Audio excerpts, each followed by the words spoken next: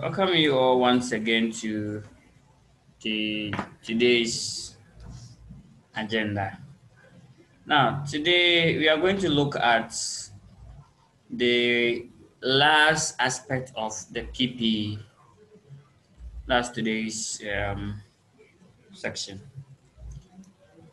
We've looked at two important issues under the PP. We have looked at the recognition criteria. That's two aspects that we have looked at. Recognition, and we did the initial measurement. So initial measurements.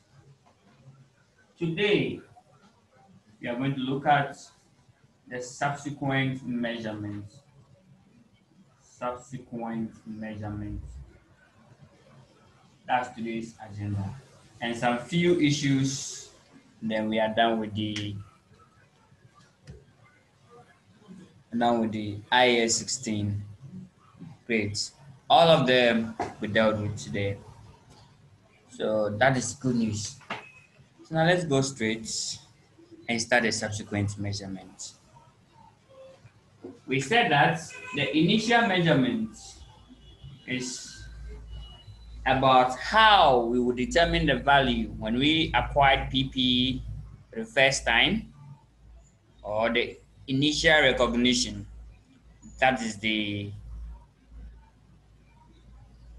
initial measurement, the value that we must place on that particular asset when we acquired that asset. Good. Today we are going to look at the subsequent measurement. So, subsequent measurement. Subsequent measurement. Good.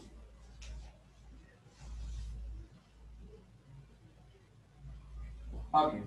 Now, when we talk about subsequent measurements, here we are talking about the measurement after the initial recognition.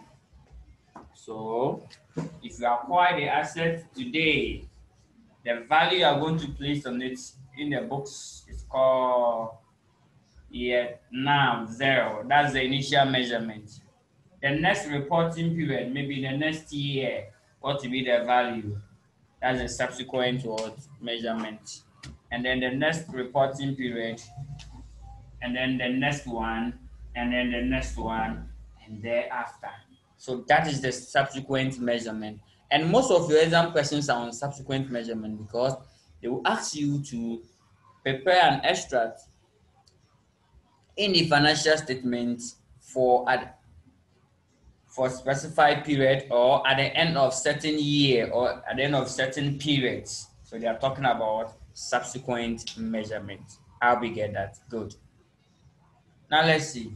So subsequently, according to IAS 16, entity have to choose between what? Two models.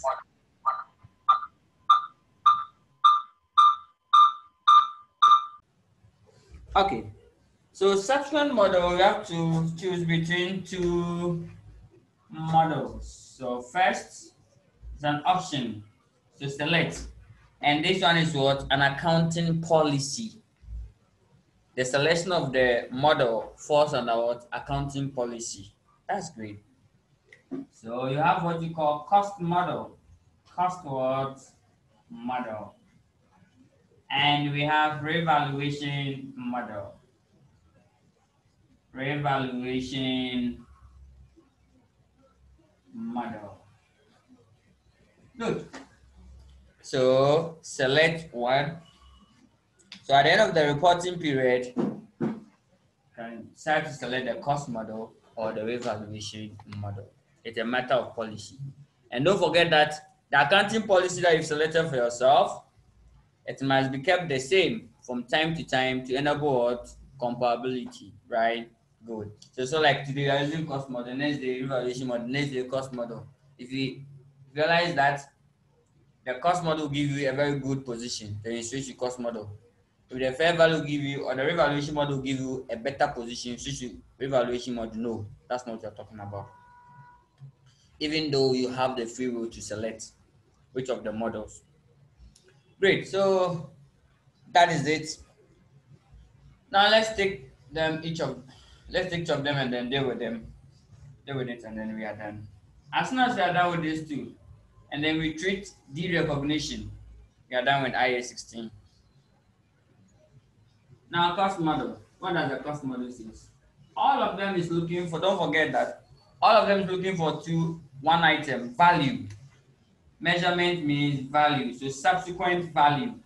All of them is looking for subsequent value. Any model that is select and that subsequent value in financial reporting, we will call it what?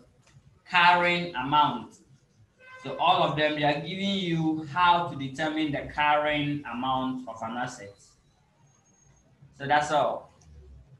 So cost model is giving you a different way. Revaluation model to tell you a different way to get what? To arrive at the carrying amount. Now let's look at under the cost model, it's saying that relax.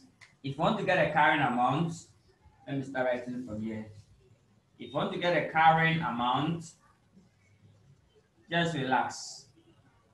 And then do two items. First, less the cost, bring the cost of the assets. So cost of the asset less subsequent, less accumulated depreciation. Let's do the subsequent. Less what? Accumulated depreciation, less accumulated impairment loss. Less accumulated impairment loss. So less accumulated impairment loss. That's all. So I hope you get it. So if you want to determine the carrying amount under the cost model, just relax. Bring the cost of the asset less the written down. That's the accumulated depreciation and accumulated what? Impairment loss. Then you are done. So that is the style that we are going to use to determine the carrying amount if you are using the cost model. So basically, that is it. So now we have to take each of the item one after the other. We define carrying amount under the terms as what? The amount to be recorded in a financial statement in respect of what? A particular asset. That's the carrying amount. Good. Now what about cost? We saw cost under what? The initial measurement. Just that after here we are going to look at the subsequent expenditure. Sometimes you can incur cost on the asset, you can incur some expenditure on the asset after or its acquisition. How do you see that one? So this cost basically is the same as the cost that we arrived at when we are looking at the initial measurement. So it's comprised of the three costs: purchase cost, directly attributable cost, and any other cost incurred. Then accumulated depreciation, yes, this one, I don't know.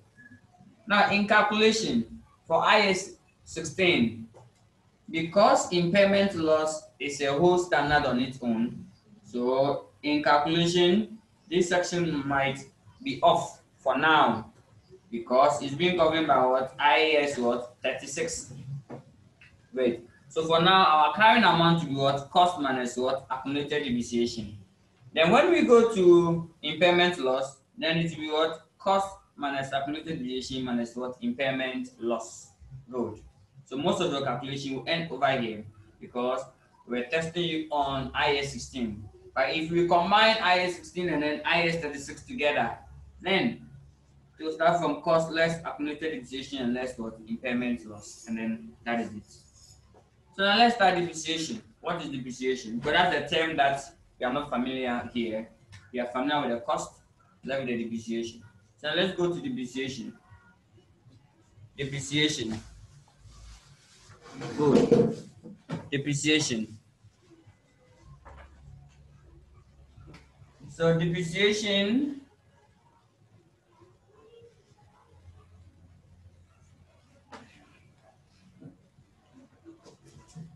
We define depreciation as the systematic allocation of the depreciable amount over the asset or its useful life. Now, depreciation can be also explained as what? As the fall in value of what? Of an asset. Good. So that's the definition. Or part of non-current asset consumed by its owners during what? Its period of use. That is depreciation. So it's a fall in value of an asset. Now sometimes the asset that we use, not sometimes, always, it loses value. Most of them loses value, except few ones that appreciate. Good. So that is it. Now with the depreciation, we will go straight and look for the factors or the methods that can help us to identify or determine our depreciation value. Please, this one is a model, and then to depreciate an asset too is also a model. But the method of depreciation becomes what? Becomes the factor policy. The method of depreciation becomes the estimate. So the model to select or to go by is what? A policy. To depreciate to is also a policy, but the method is what? Estimate. Now let's look at some few methods of calculating what? Depreciation. Then we start going through some of them, and then we start again. Now, methods of charging depreciation. Sorry. Methods of depreciation. Methods of depreciation. Good. Now, method of depreciation. But there are lots of the methods, but we will consider only three. First, we have straight line method,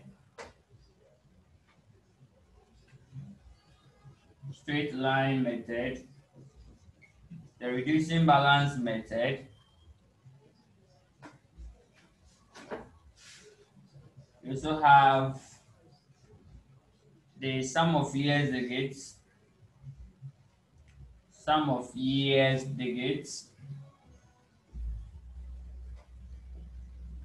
We also have unit produce method, unit produce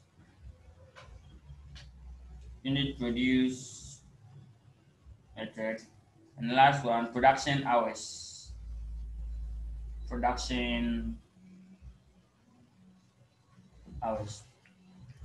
At this stage, calculation of depreciation is not the main game. No, not at all. At the entry level or level one, that's where we are a bit sensitive to the calculation. Here is not the issue.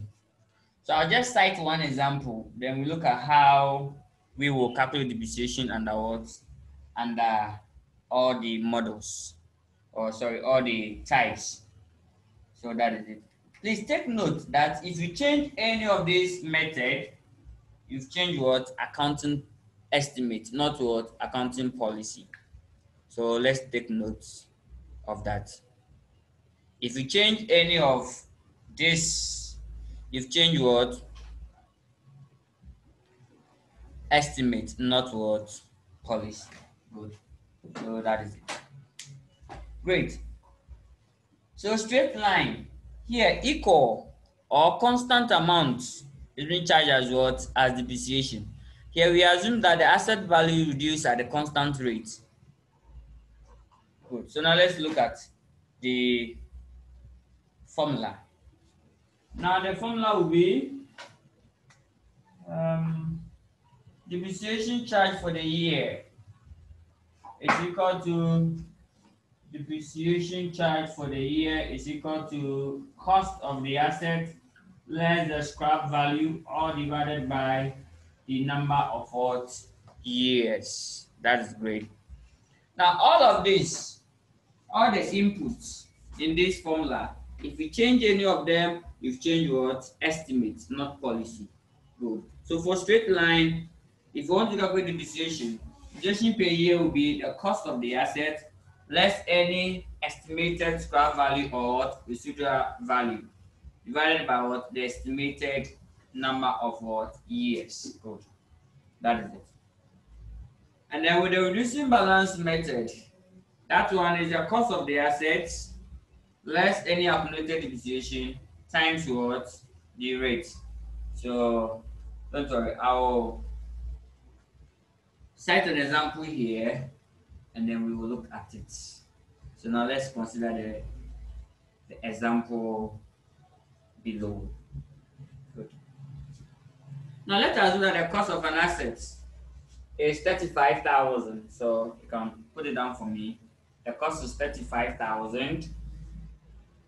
Cost of asset is 35,000 with an estimated useful life of 4 years. 4 years and a scrap value of 3,000 cedis required. Calculate the amount of depreciation charge for the 4-year period and then the value of the asset over the 4-year period. That's it. And the value of what? Calculate the amount of depreciation charge over the 4-year period and then the amount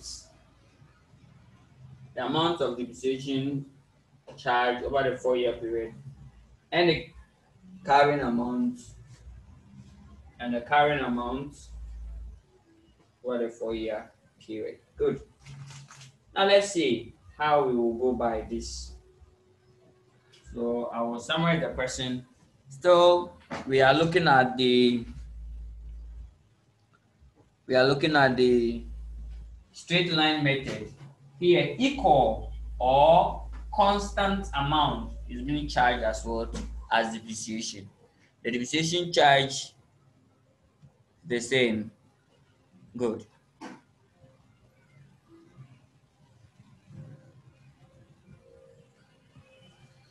So that is it. Equal or constant amount is being charged as depreciation. Here we assume that the asset value reduces at a constant rate. Now let's see.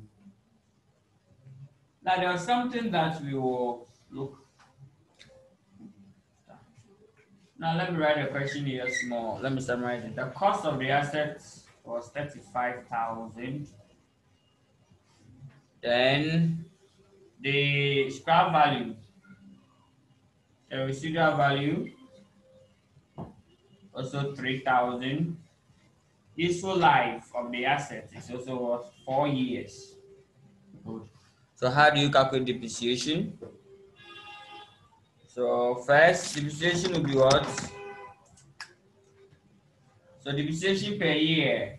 So therefore, depreciation per year will be, the more I write the formula, the more I remember. So cost minus the residual value all divided by number of years. Good. So therefore, what's the cost? 35,000 less what? Scrap value of 3,000. So you get what? Now let me explain the top one. We define depreciation as what? Systematic allocation of what? Depreciable amount over the asset what? Asset useful life.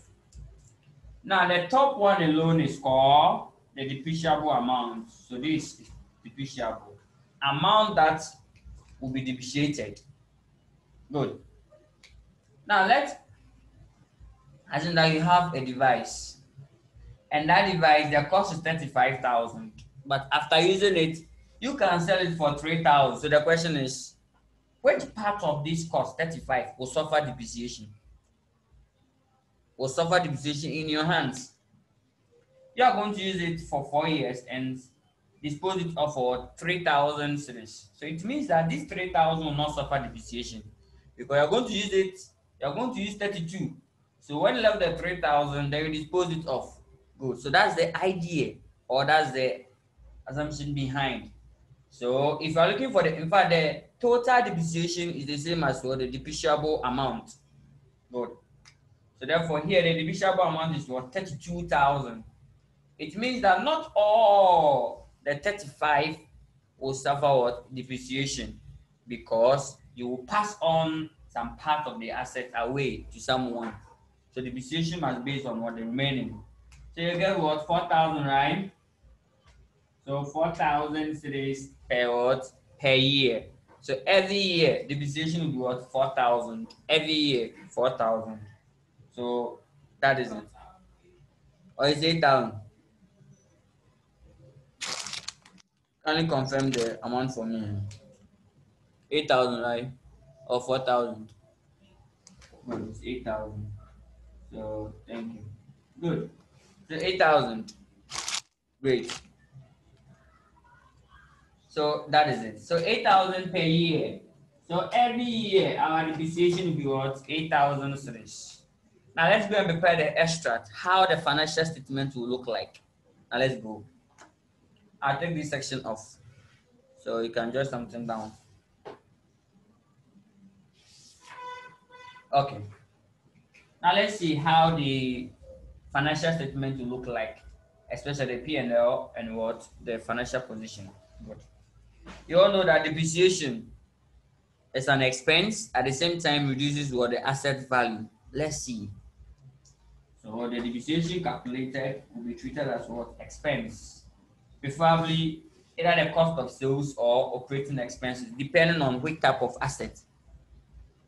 If it's a manufacturing plant, we can put it in cost of sales. Good. If it's admin or the office building, can put it in where? The operating expenses. Good. Now let's go. We know that it's 8,000, right? So let's go and prepare the extract. So this one will be a workings to us. So in the financial statement, let's start with the profit and loss first. So the P&L will be here nicely. Year 1, year 2, year 3, and then finally year 4 will be here. Ghana city, Ghana city, Ghana city. So depreciation every year 8,000 must be in the financial statement as what as depreciation. Agreed. Every year 8,000. Okay. Now let's go to the financial position. That's the balance sheet. When we go there, we are using the cost model. Good.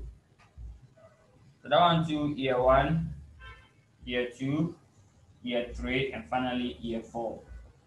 Ghana city, Ghana city, Ghana city. Good. Now we start.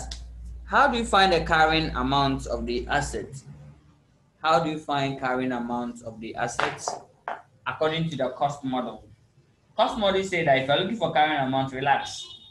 Bring the cost of the assets, less any accumulated depreciation, then finally get what? The carrying amount, C. Good. So what's the cost of the asset? 35. It will not change. We won't state that the depreciable amount is what? 32. So the cost must also be 32. No. The cost must be the full cost. Good. So 35,000 throughout. 35,000 throughout. 35,000 throughout. Then accumulated depreciation cumulatively. So at the end of the first year, what's the total depreciation charge? So we've charged 8,000. So let's go and bring the 8,000 here. Great. Then at the end of the second year, what will be the total depreciation charge? So cumulatively, 16,000, right? Good. So cumulatively. So if I should tell you that each year depreciation is 8,000 and now we have 16,000, how many years have we charged depreciation so far? 2. Great. So some of the question you have to determine, and then you're going to use this. What about the third year? The third year will be 24,000, right? And then the final year will be 32,000. And that's the total depreciation, which is the same as what? The depreciable amount. The amount that will suffer depreciation. So if you buy assets and that asset after the useful life, you cannot sell it for any amount, that means the entire value must be what? Must be written off during the period or during the useful life of the assets. So now let's find the carrying amount. And I normally have it off. So let's subtract. So 0, it will be 11,000, 19,000, and 27,000. Good. So that's the carrying amount of the assets. So the asset carrying amount will be recorded as this. We are done. This is the extract. How to look like. Now let me explain how it will appear in the publication. How it will appear in what? Publication. How it will appear in publication. Okay, great. So let me take it over again. The last year, we can place 3,000 here, and that will be what? That will be the scrap value. So when they scrap it off, then this 3,000 must move to be what? To be 0. So if you write 3,000,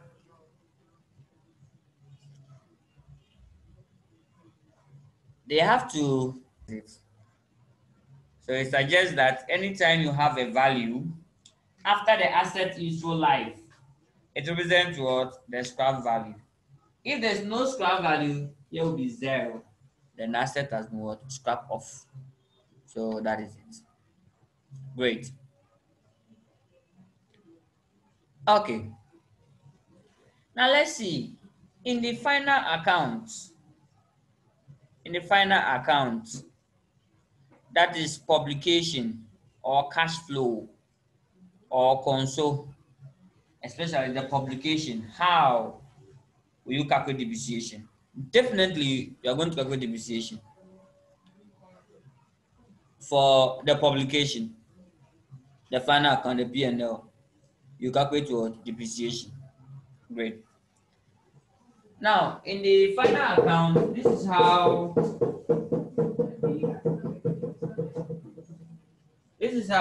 it will be. There will be trial balance nicely. So assume that is the trial balance. And then we tell you debit and credit, they are there. Maybe plant. This asset is plant. Then I'll put cost. Plant at cost. The cost is 35, which will be at the debit. And then write accumulated depreciation for plant, into bracket plant. And I want to record 8,000 here. And you have to calculate depreciation. And here, how do you calculate depreciation? And you go to the footnote. Depreciation is provided as follows. Plant 25% on straight line method. So plant 25% on straight line method. They will inform you. If you are lucky, it's not tell you that okay, the scrap value is what? The residual value of the plant is equal to 3,000. This is not a usual.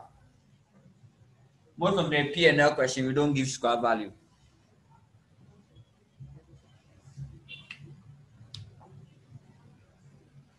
Okay, great. There's a question here.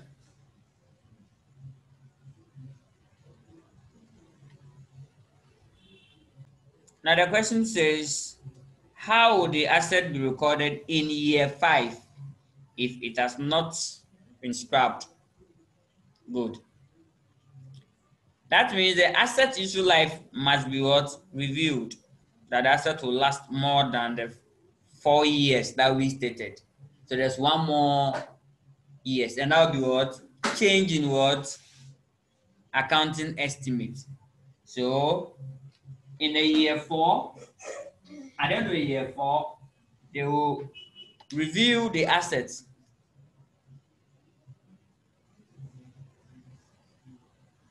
Good.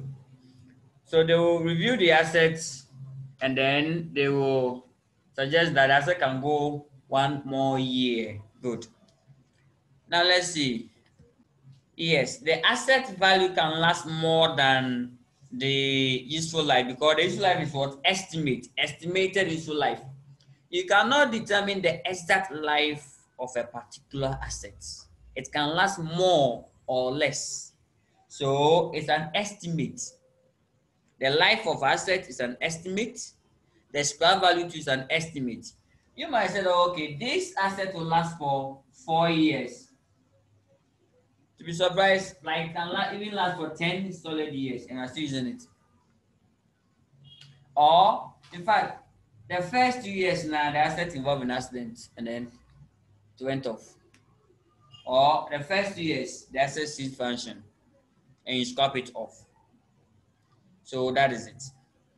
So the standard is saying that if you realize that the asset can last more than the estimated years that you have stated, then what do? Quickly change the estimate. So, and then use IAS 8, change in accounting estimate. I estimated that my vehicle will last for 10 years. But at the end of the 9th year or the 10th year, this vehicle can last more than the 10 years I stated. Okay, then let's quickly change the accounting estimate from 10 years to, let me add 5 years to it. So now it will be from 10 years to 15 years. Good. So that is the issue. But this is a practical question. Reality does happen. So now back to the question. So in a trial balance, the asset cost will be recorded here nicely for you. 35,000 in a trial balance. The same trial balance accumulated depreciation of that the same asset also be recorded 8,000. Then I'll tell you that the asset name is plant, depreciation 25% on straight line. Residual value 3,000. This one is not usual. Most often for the final account, we don't give you the scrap value for final account.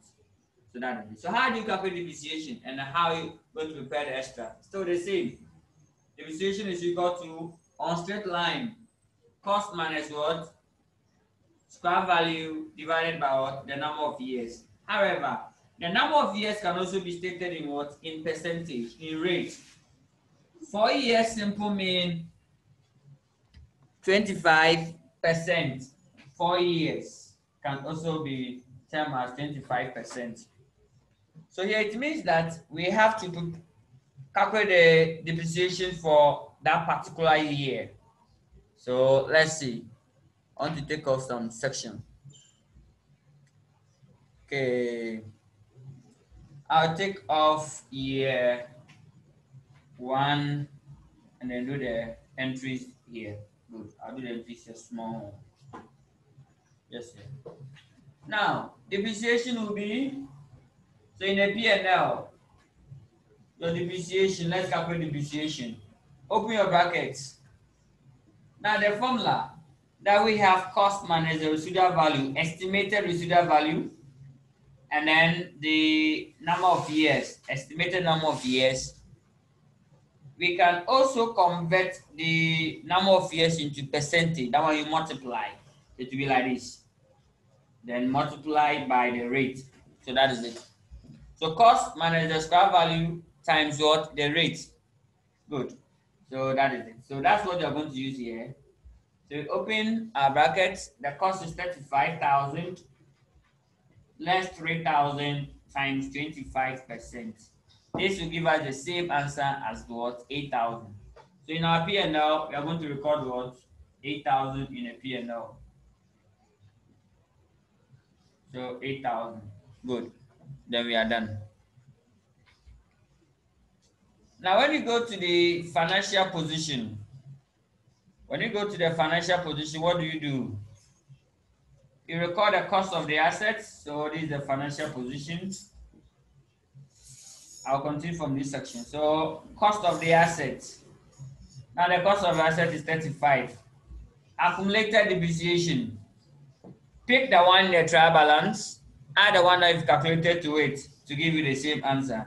The one that in the trial balance is 8,000. The one I calculated charge for the year is what? It's also 8,000. Putting the two together, we have the 16,000 here. We still get back the 9,000. So basically, in this trial balance, I will just reproducing the third year.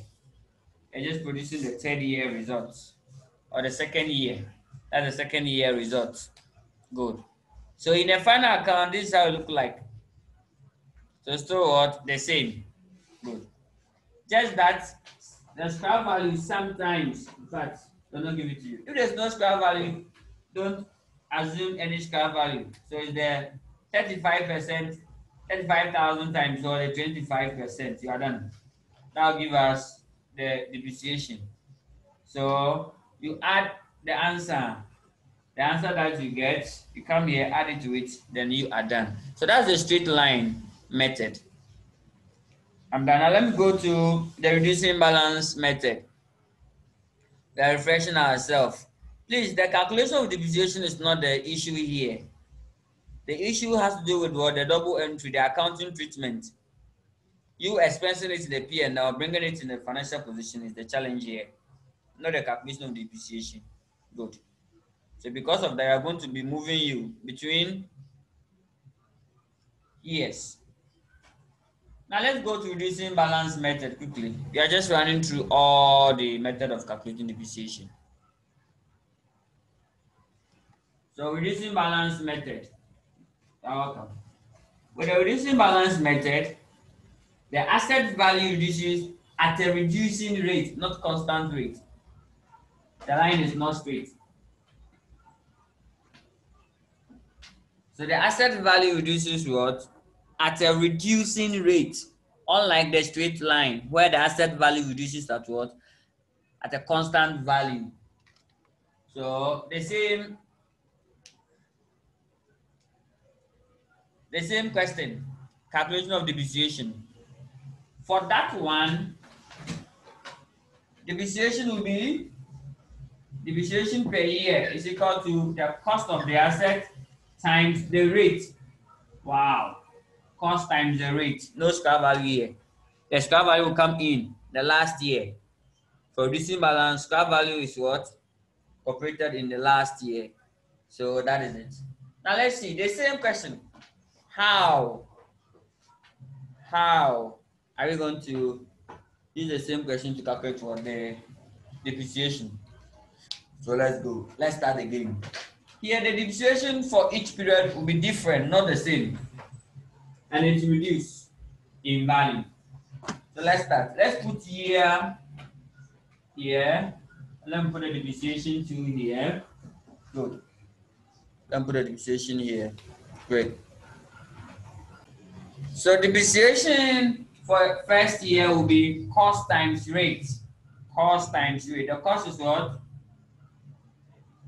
35,000. That's the cost times rate. Let's do it again. Times 25%. Now, and then you subtract the depreciation from it. So in effect, it will be the CA times the rate of depreciation. That will be the formula that we are going to use. So for the first year alone is the cost times rate. But aside the first year, the subsequent years, it will be what? The current amount of the asset times the rate, where current amount is equal to two items, cost of the assets less accumulated what? Depreciation. Good. Times what? The rate. So the subsequent year, that's how you're going to calculate the depreciation. The first year, that's your first time of charging depreciation. There's no what? Accumulated depreciation. So here will be 0. And if here is 0, the same as the cost. So that is it. So in short, the formula will be the current amount times what? The rate. Good. So that is it. Now let's continue again. So 8,750 is the answer. That's the depreciation for what? The first year. Second year, year 2. We pick the cost 35,000 less what? Any accumulated depreciation from it. Then we get a times what? 25%. Then we put the answer in there.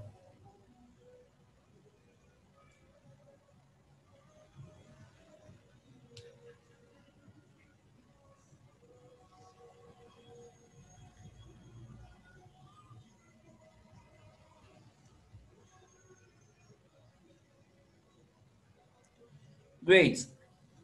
So the depreciation will be the current amount times the rate. For the first year is the cost times what? Rate. Because the first year the accumulated depreciation is 0. How we get it? Good. So that is it. How do you find current amount? The cost of the asset less any accumulated depreciation. We've charged 1 here, so let's take it off. So that is it. Now let me shift it here some more. Okay, so what do we get? So it will be 35,000 less 8,750 times what? 25%. And that will give us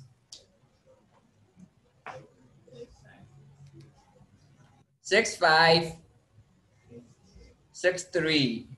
So 6,563. That's the depreciation charge.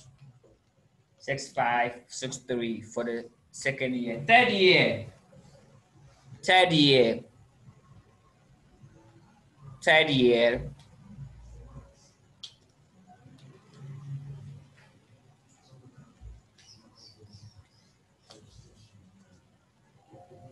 Third year. So the third year, the cost of the asset will be 35,000, and then the accumulated depreciation will be. Now the accumulated depreciation, we sum up these two together. So summing up the two, what do we get? Although that's what alternative. Now we may consider. So that will be adding of 8,750 plus 6,563. 15,313. Agree. So 15,313 times what? 25%. How we get it? Reducing balance method. Reduce the balance and charge the depreciation. Reduce and charge. Reduce and charge. You are done. So reduce and charge. So you get 35,000 less the answer times what? 0.25. Now give us 4922, right? So 4922. That's year 3. Now when you go to the last year, year 4, in this question is the last year. Some questions will not be the last year. So anytime you go to the last year for reducing balance, relax. Relax. Why? Because the last year is where we need the scrap value. So the last year, find the current amount of the assets. If there's any scrap value, less it. That's the end of the game. Do not multiply by any percentage. No percentages, then you are done. So the last year, what do we do? Find the current amount, which is equal to the cost of the asset, less the accumulated depreciation.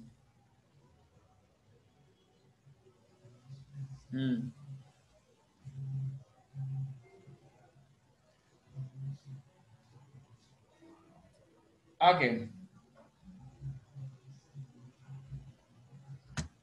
Great. Now let's find the accumulated depreciation. So we should calculate all the total depreciation charge on the asset so far. So you just have to add year 1's own, year 2, and then the year 3. Putting these 3 together, that will give us the accumulated depreciation. Great. So that's 20,235. I'll pick that. So 20,235 35. That's the accumulated depreciation. So when I subtract this, I'll get what? The carrying amount. So this from this will give me carrying amount. So the final year, when you go to the final year for reducing balance method, no percentages. What do you have to do? Just get a carrying amount. If there's any scrap value less the scrap value, you are done. In this question, do we have scrap value in the question? There's no scrap value, right?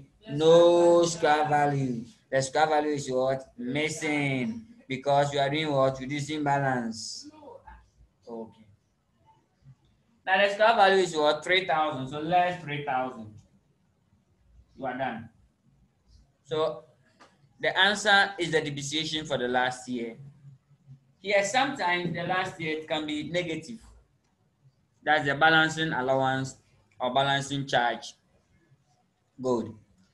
Especially if you are going to sell it for, let's say, 10,000 cedis, that means the depreciation over there will be negative.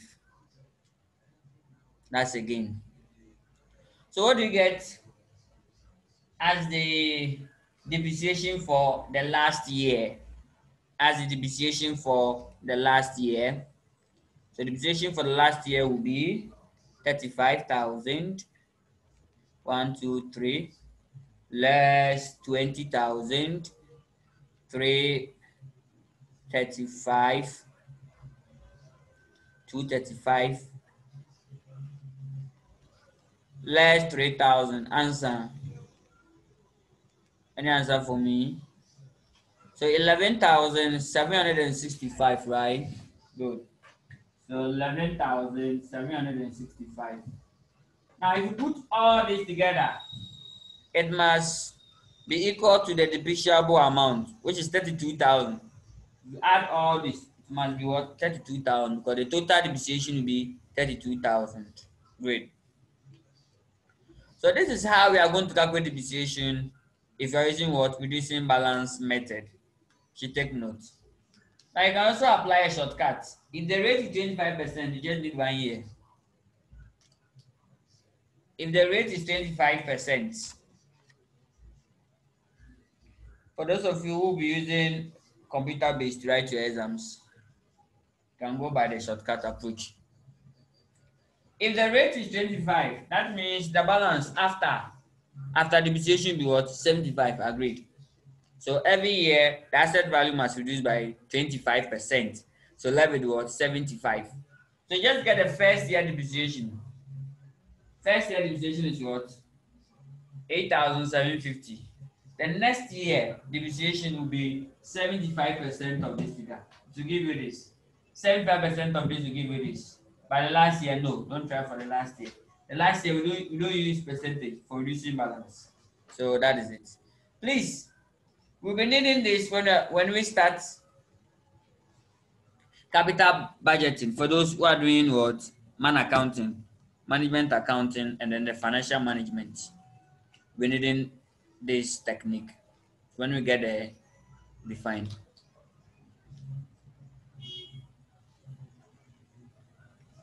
Okay.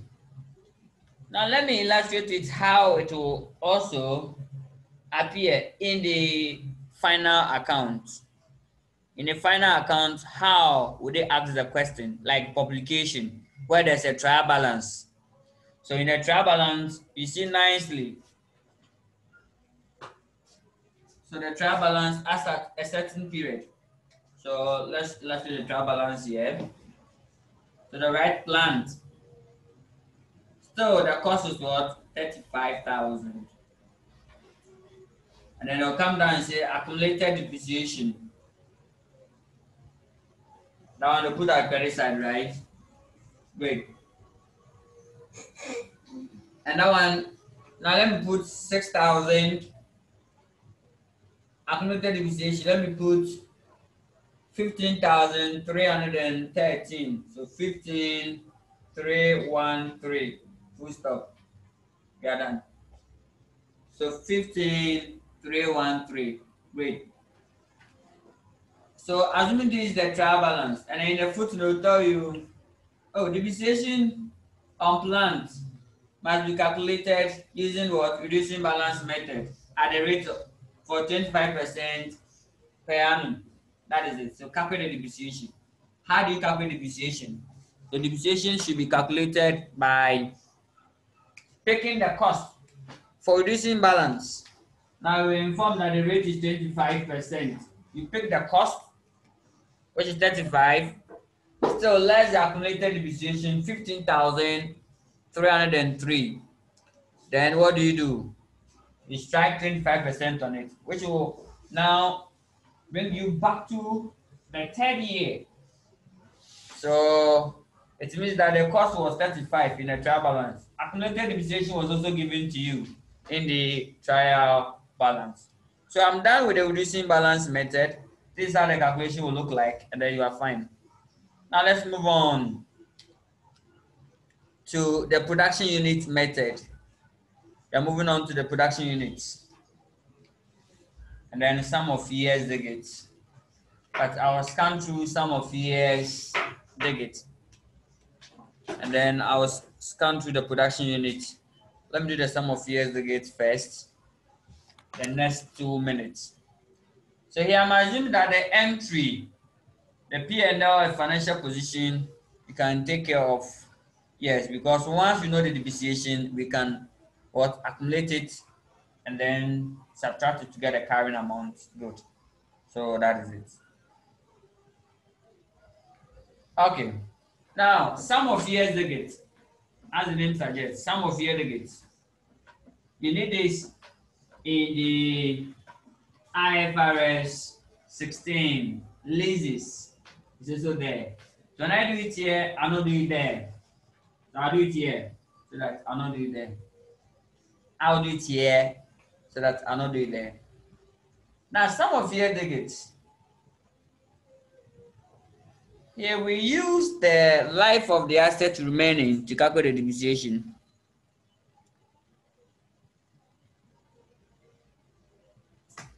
Okay, there's a question here. Why is the accumulated depreciation calculated for year 2 but not year 4? This is a question. This is the examiner's question. So you can decide to give us any accumulated depreciation any year at all. So it's a separate question. So this question is on its own. Now, how do you know that it's year 2 or year 3? It's because we solve it, we have the original solution here, and then we translate it into what the final account calculation. What if that solution is not here like this? So how? So in a trial balance, the accumulated depreciation given to you, just pick it and then take it off from the cost. And then value it by what? By multiplying by the 25%. So that is it. So it tells you that if this is for year 2, it tells you that you are now calculating for what? Year 3. If this is for year 4, you are now calculating for year 5. Good. So that is it. I hope the question is what answered. Great.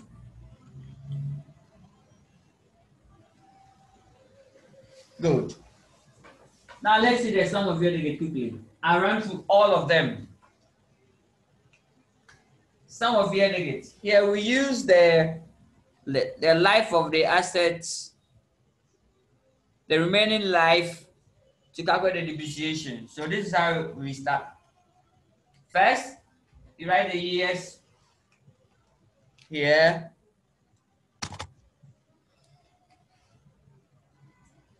So years.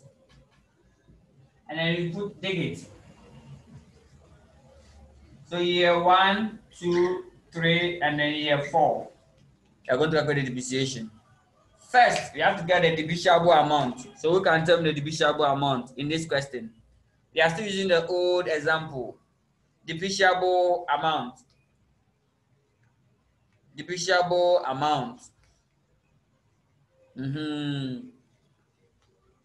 Depreciable amount. 32,000. Great. That's correct. Depreciable amount is 32. How do you get the 32? Is the cost less or the scrap value? That's the depreciable amount. Amount that will suffer for depreciation. Good. Then the digits.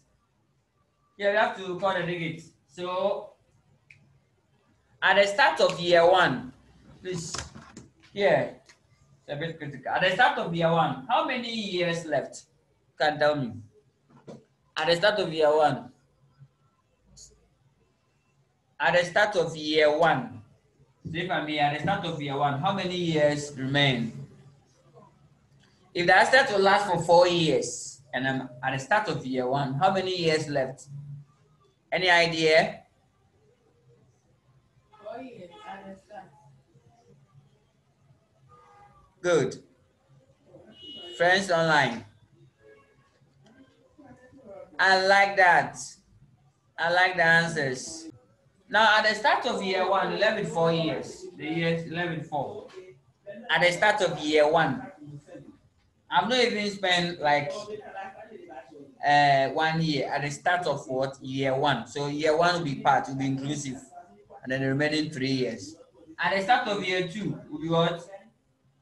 3 years. In fact, just turn the thing upside down. You're done. So 4, 3, 2, and 1. How we get that? So that is it. 4, 3, 2, and 1. So you turn it upside down. So you're calculating for the start. Then you sum this one down. Add all. So let's go to elementary. And then you see mass. 4 plus 3 plus 2 plus 1. Answer. So 4 plus 3 plus 2 plus 1. Answer. That will be what? 10, right? Good. What if I give you 44 years? 44 years. So that will be 1 plus 1 plus 2 plus 3 plus 4 plus 5 up to plus 44. You can't. So what do? There must be a straightforward. So n into bracket n plus 1 all divided by 2. So this is the formula that we can use to determine the sum quickly. This is the sum. So sum of years digits. Sum of years digits.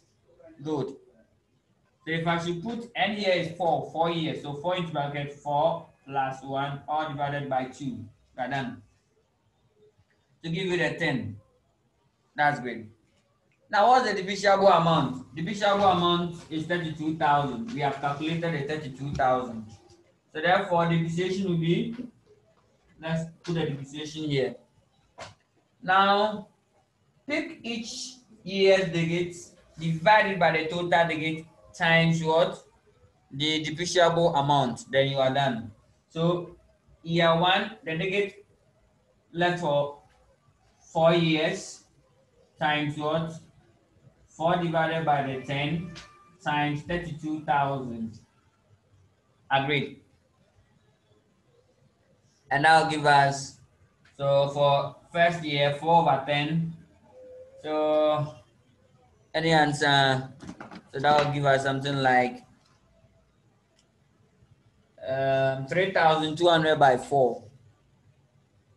That's 12,600, right? Agreed. That's 12,800. Good. So 12,800. How we get that? Then third year, so the third digit or second year, that will be 3 out of 10 times 32,000. And that one will give us by 3. So that's 9,600, right? Then here will be 2 out of 10 times 32,000. That will be 6,000.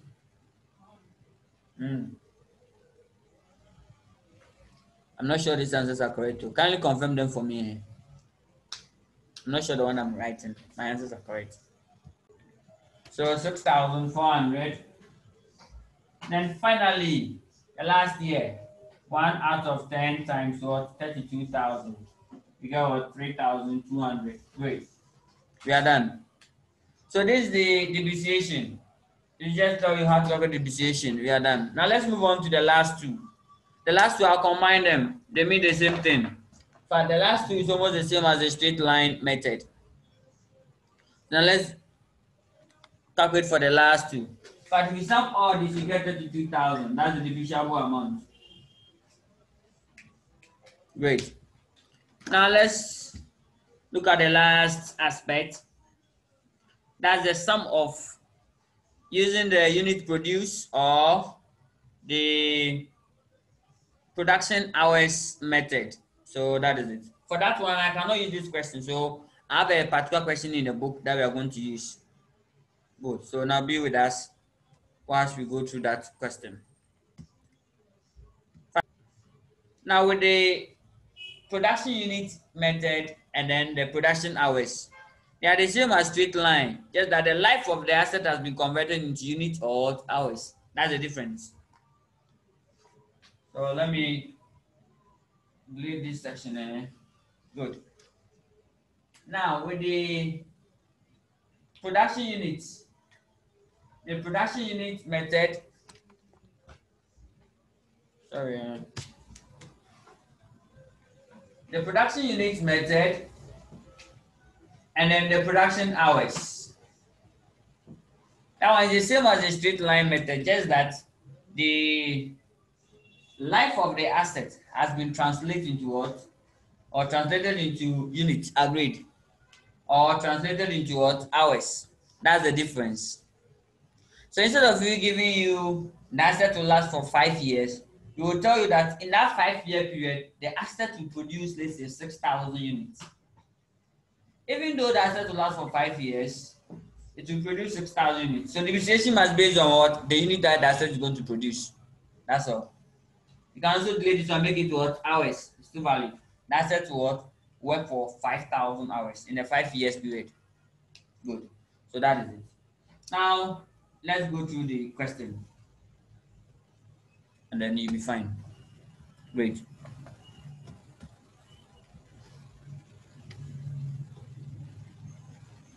Now let's continue the game. Samanpa Company. Now we are just going to calculate depreciation for that of the very first year. Then after that, we are done with depreciation and we are done with the cost model. Then I will explain one stuff. Then we come back and come and solve this question fully. Then move on to revaluation model. And then that's the end, or we are getting to the end of the IAS 16. Good. Now,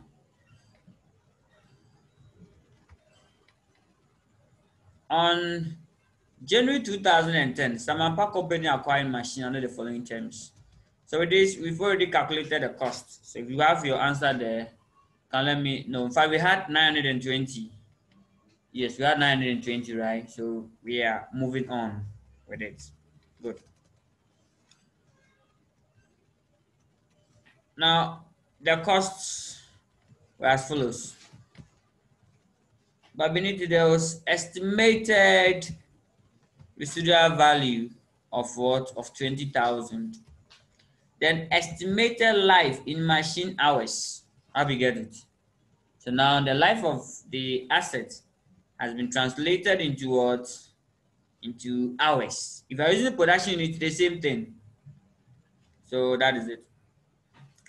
Now, it means that the asset will be working for total of 6,000 hours. And then this is a breakdown. The first year, 2010, 1,200 hours. And then the second year, 2011, 1,800 hours. And then the last year, 850. Just that there's some changes.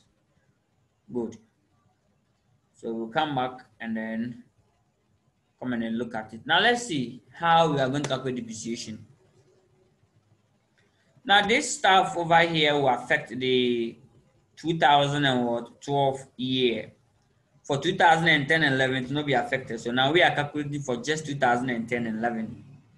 So now let's read. It says that on January 2012, so it will affect 2012 section. It will not affect 2011.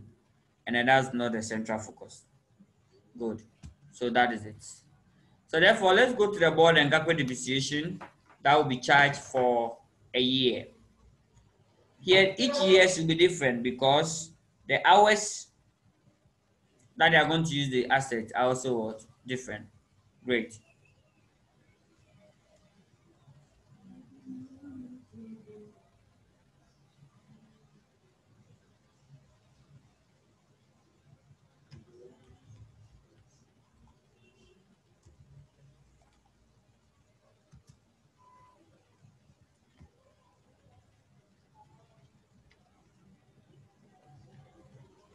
Now let's continue the game.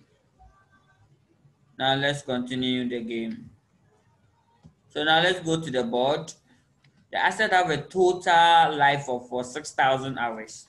So here the life of the asset has been translated into what? Into hours. The life has been moved towards hours. Good. So that is it. Now let's see how we will calculate the depreciation. So first we have to calculate the depreciation per what? Per hour. So the first thing we have to do is depreciation per hour. That's all. Depreciation per hour. And that will be depreciation per hour. Depreciation per hour will be equal to the cost less the estimated residual value, all divided by total hours. Oh, total hours. So that is it. So therefore, cost of the assets is what? 920,000 from the previous section. So if I'm not going to the previous one, can we do that for us to get at least 920? Less the scrap value. What's the scrap value for in this question? So the scrap value will be, that's the estimated residual value, 20,000. So scrap value is 20. And then hours to is what? 6,000 hours. So therefore we have 20,000 all divided by 6,000 hours. So therefore, depreciation per hour will be what? So 900,000 divided by 6,000. Go. Divided by 6,000. That's great. Divided by 6,000. Great. That's 6,000. Okay. So what do you get? Any answer for me? Any answer? 150, right? Great. I like that. So it's going to be 150 Ghana cedis per hour. So for the first 2 years, each hour that you use the asset, it must be depreciated for what? 150 Ghana cedis. So therefore,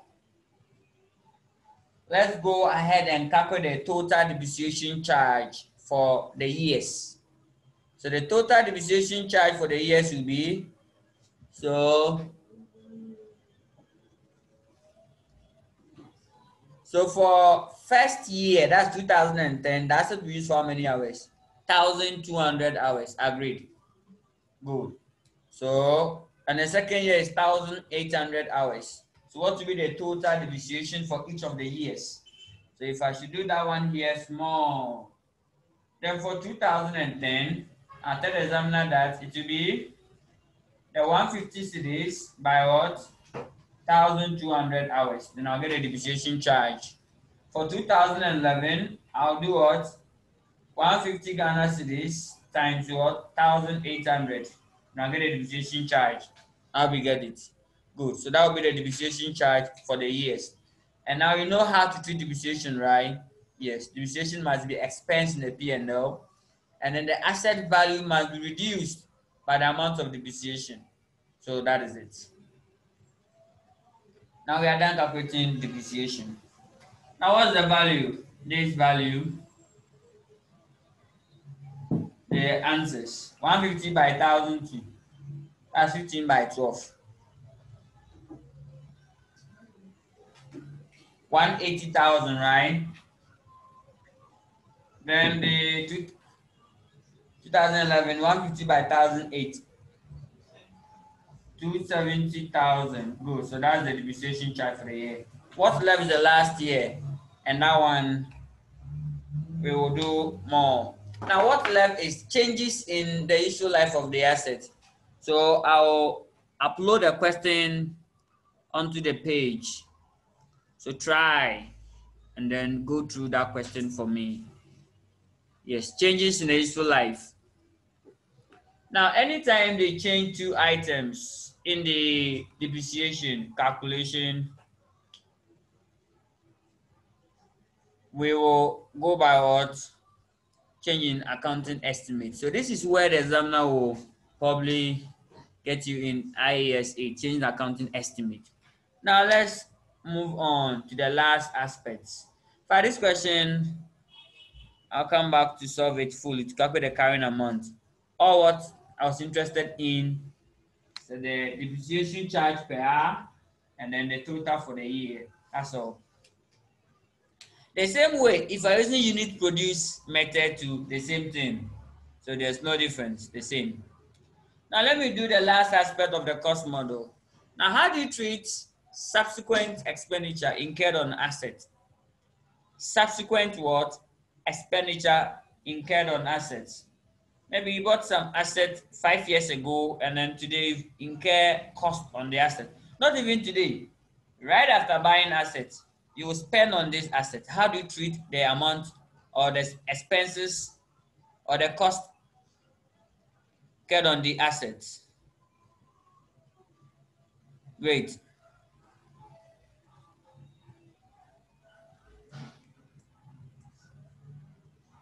So subsequent expenditure incurred on assets. Now, the subsequent expenditure just refer to any cost incurred after the acquisition of what? Assets. Good. So you bought some asset 2 years ago, be incurring cost on the assets. This cost can be grouped into two. One, capital expenditure. Two, and revenue expenditure. Capital expenditure and what? Revenue expenditure. It's very important. Extremely important. Capital expenditure and what? Revenue expenditure. In general, capital expenditure, they are expenditure that you incur for two reasons. Capital expenditure, in general, they are expenditure that you incur for two reasons. Reason number one, when you buy new assets, it qualifies for what? Capital expenditure. How do you get it? When you buy new assets, it's a capital expenditure. Or when you improve existing assets, it's what? Capital expenditure. When you improve what? Existing assets, it's what? Capital expenditure. Good. So now let me define capital expenditure. Capital expenditure refers to expenditure incurred in acquisition of new non-current assets or improving of what? Existing non-current assets. So that's capital expenditure. Now the underlying word is improvement. In the second one, improvement. How do you know that this expenditure will improve the assets? The standard gives three conditions. That even if any of them is being satisfied, the asset has been what? Improved. So that is it. So now let's look at for the condition. Three things must be in place. If they are there, then it amounts to what? Improvement. So first, the asset life must be what? Enhanced. So formally, if the asset will last for 5 years, and now if you incur some cost on the asset, or if you incur some expenditure on the asset, that will let the asset last longer than the 5 years, then you can what?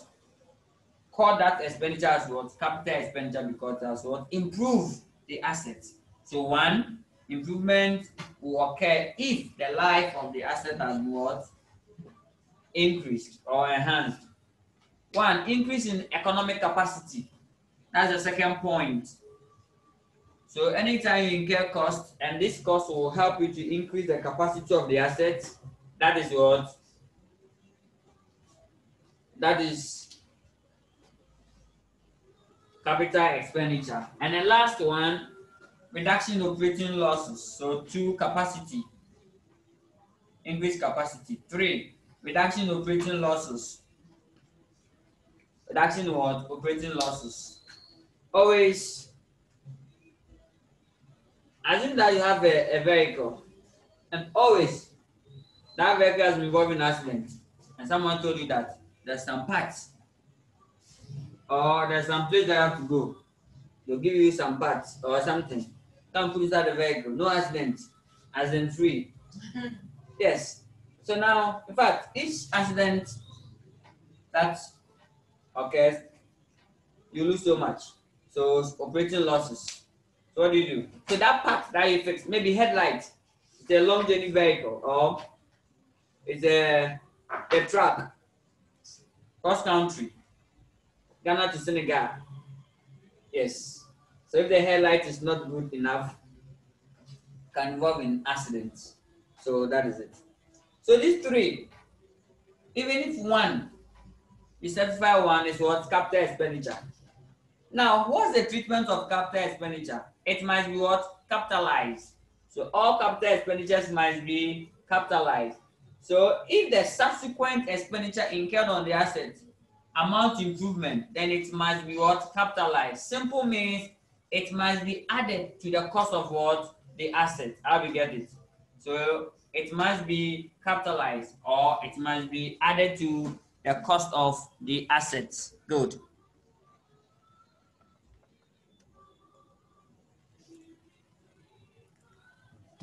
Great.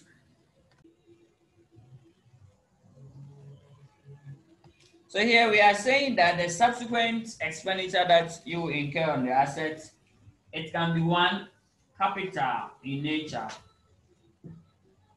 capital expenditure, and we've explained what capital expenditures are. Either you are buying new assets, but here, because we call it subsequent expenditure, you should know these two very well. The word capital expenditure simple means either you are buying new assets,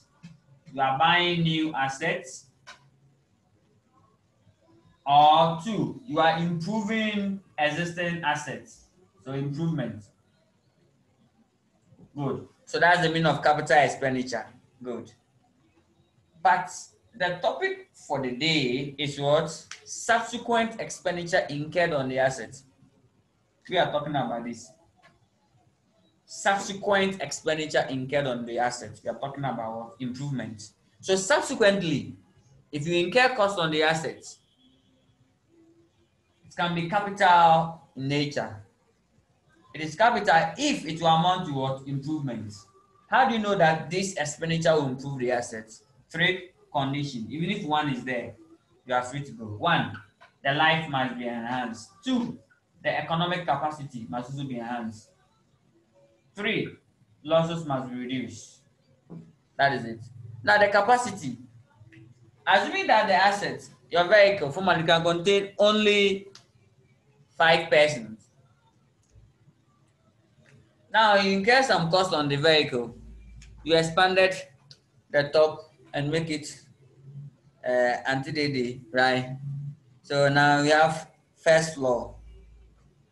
Good. So now you can contain, let's say, 10 people. So now the capacity has been enhanced. Or formally, let's take classroom for instance.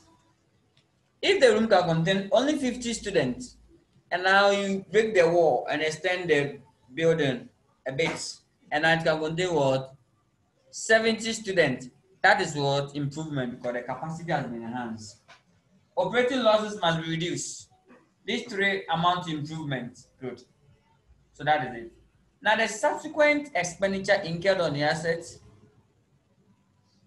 will be capitalized if any of these three is there. So that is it. So how do you treat capital expenditure incurred on the assets? It must be what? Capitalized. That means add it to what? The cost of the assets. So increase the cost of the asset by that expenditure. How we get it? Good. Now, it can also be a revenue expenditure. The subsequent expenditure incurred on the asset. It can be two, either capital or revenue. So subsequently, the amount that you incur on the assets can be capital or revenue. If you look at the capital, accounting treatment, capitalize, add it to the cost of the assets, and then depreciate it. You are done. What about the revenue expenditure? Now, for the revenue expenditure,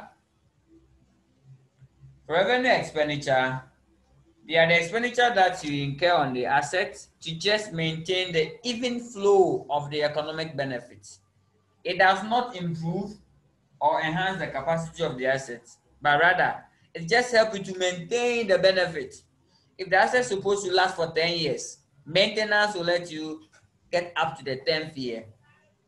If you don't do regular maintenance, it will just end up probably in a midway. How we get it? Good. So that is it. So revenue expenditure. So let's go to revenue expenditure.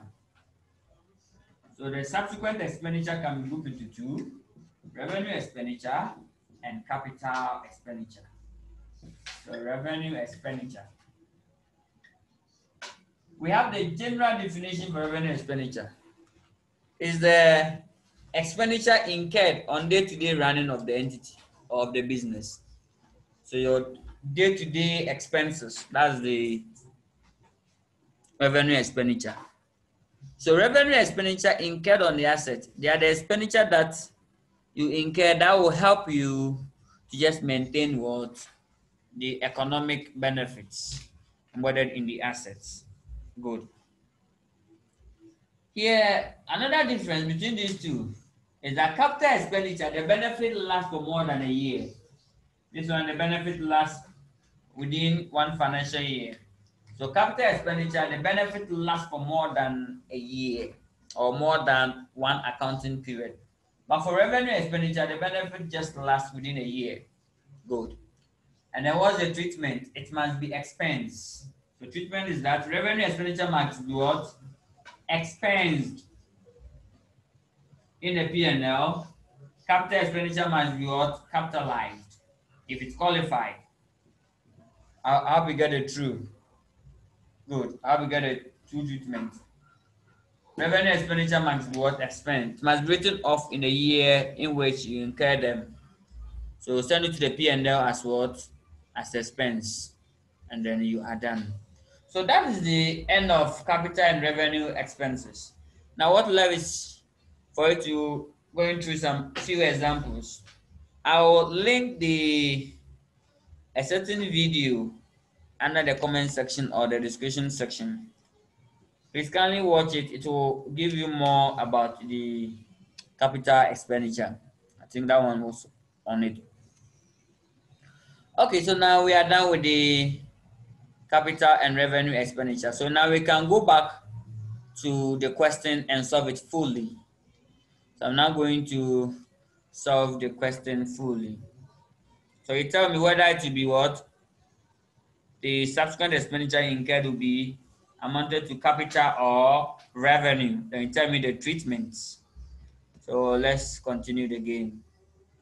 So the question states that on January 2012, Samantha decided to upgrade the machine by adding new components at a cost of 200,000. This upgrade led to a reduction in production time per unit. Wow. Reduction in what? Production time. So capacity of the goods manufactured using the machine. The upgrade also increased the estimated life of the machine. Good. At January 2012, 4,500 machine hours. Sorry. Let's take that section again. The upgrade also increased the estimated remaining life of the machine at January 2012 to what? 4,500 hours. So 4,500 hours. And it's estimated that the residual value was revised to what? 40,000. That is it. Residual value has been revised. So that will be change in accounting what? Estimate. So that is it. Required, prepare the extract from the statement of comprehensive income and the statement of what? Financial position for the above machine for each of the 3 years. So that is it. Now we are going to solve this one fully and look at how I am interested in the footnotes, they upgraded the date at a cost of 200,000, and now they've changed the useful life. So how will it affect the calculation load? For the 2010 and 11, the upgrade will not affect it. So we said that change in estimated or change in accounting estimate does not take what retrospective effect.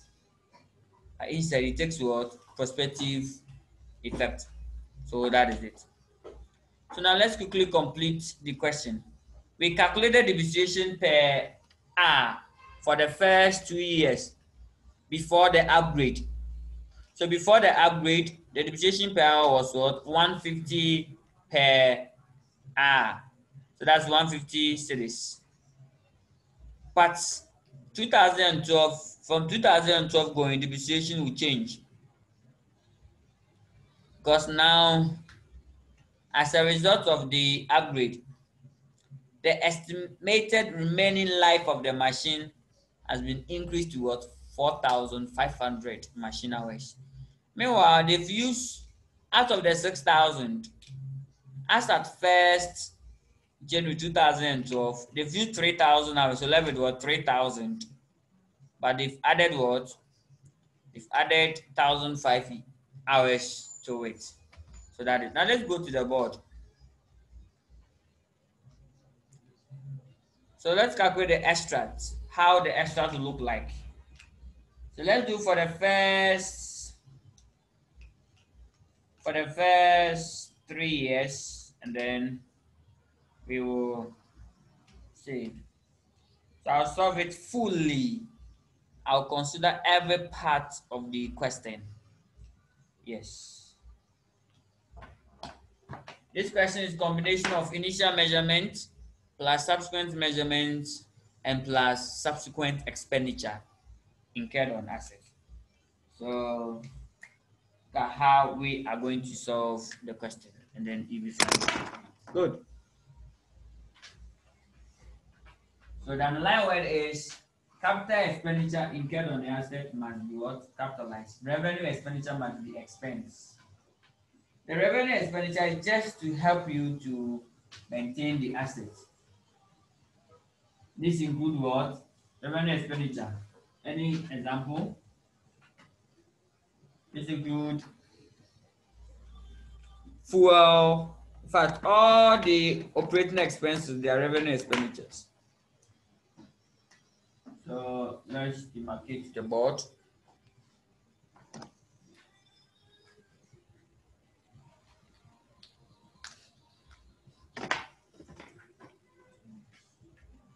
Great. So we are going to prepare the extracts. Whichever figure you need, we will do it, calculate as what? As workings. So first, the name of the company, Samampa Limited.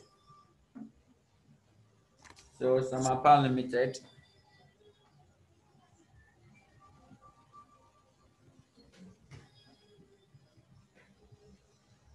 For the P&L, no shortcut table.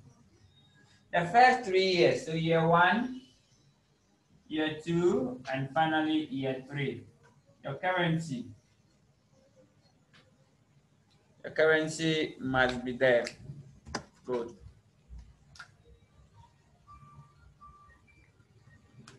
Now, let's see depreciation. But before that, let's scan through some of the items we go to the P&L as we stated yesterday. That not all costs will be what? Will be included in the cost of the PPE. So there are costs. So settlement discount will go to the P&L. Early settlement, that is the discount received, which is 5% of the base price. So that's the first item that will go to the P&L. That's the first item. But that's not a central focus for today. That's not a central focus. So discount allow. It will be 5% times the settlement amount, which is 210,000. 210. I think it's 840. Yesterday we had 840. So 5% times 840,000. Just the first year we are done. Just the first year we are done. Then the next item on the list, because we said that if you are not going to add it to the cost of the asset, then it must be what? Expense. Good. But this one, it's a gain. So you net it off against the expenses in the operating expenses. The next one is fleet charges. We added electrical installation costs. We added staff training costs. We said that it must be expense. So staff training costs. So staff training costs. Staff training costs. It's 40,000. I bring the 40,000 here. So staff training cost 40,000. The next item will be pre-production testing. Yes, we added. Then patience of 3-year maintenance contract. So that one we said it must be expense. And it's 3 years, 60,000. So divide by 3, 20, 20, 20. So maintenance. So maintenance will be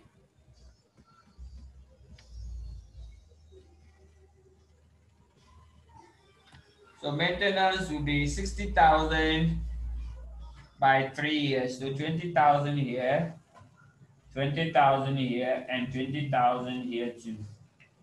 So here we are stating each and every item where and how you treat it. Now we are done. So now we are done with the issues. Now let's go to the main game. Depreciation. So for depreciation, I'll do only up to the second year, first and second. The third one, because of the upgrade, we will take our time and do that. We had 150 per hour, and in the first year, they spent 1,200 hours, so by 150, agreed.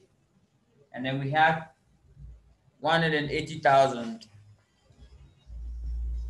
We had 180,000, agreed. So 1,200 by 150. 1,200 by 150, 180,000. So here, 1 or 2010 depreciation will be 100 and what? 80,000. Good. Then what about the second year? With the second year, we had for the hours was 1,008. So it will be 1,008 by the 150, and we had 270,000. Agreed. Yes, so we had 270,000. So 270,000. For the year 3, because of the upgrade, we will look at the upgrade. Good. Then we go to the accumulated depreciation. I'll do it at the other end. Accumulated depreciation, I'll do it at the other end. That's the financial position. I'll do it at the other end. So look at carefully how we will calculate the year 3, the third year's figure. If I did use 2010, 11, and 12, so I have to go by that. Okay. Now let's see how the financial position will look like. So the financial position will look like. So still Samampa Limited. Good boost. Samampa Limited. What do you do? Year 1, year 2, and then year 3 finally. We have to bring the financial position. I have to show financial position somewhere for the year 1 and 2. So year 1, For year 1 of come years. So year 1, year 2, and then year 3. This financial position. How would the balance sheet look like? So first, tell the examiner that cost of the plant or cost of the machine. So cost of the machine, then the accumulated depreciation, and then the carrying amount here. We are done. The rest are what? Workings. The rest are workings. And then the 3-year maintenance contract, you can accrue the remaining portion on the financial position. But that's not the central focus yet. That is not the central focus. So what's the cost of the asset? 920,000, right? So you record 920,000 for the first 2 years. But the third year, wait, because there was upgrade. Third year, we are going to use 2 different methods. Now the accumulated depreciation will be year 1. What is the depreciation charge? It's 180 from where? The P&L. So we had 180,000. We take it off. Now what about year 2? Year 2 we charge what? Charge 270,000. So therefore the accumulated depreciation will be 270,000 plus the 180. That will give us 450,000. Now what do you get? So that is it. Now what's the carrying amount of the assets?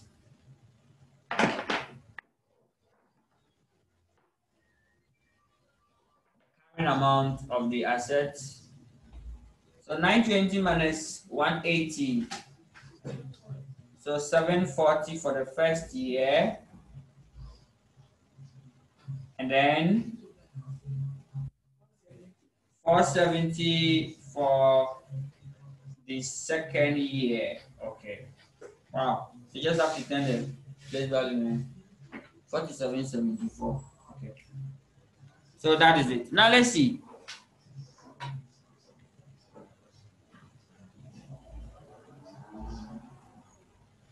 Great. That's good.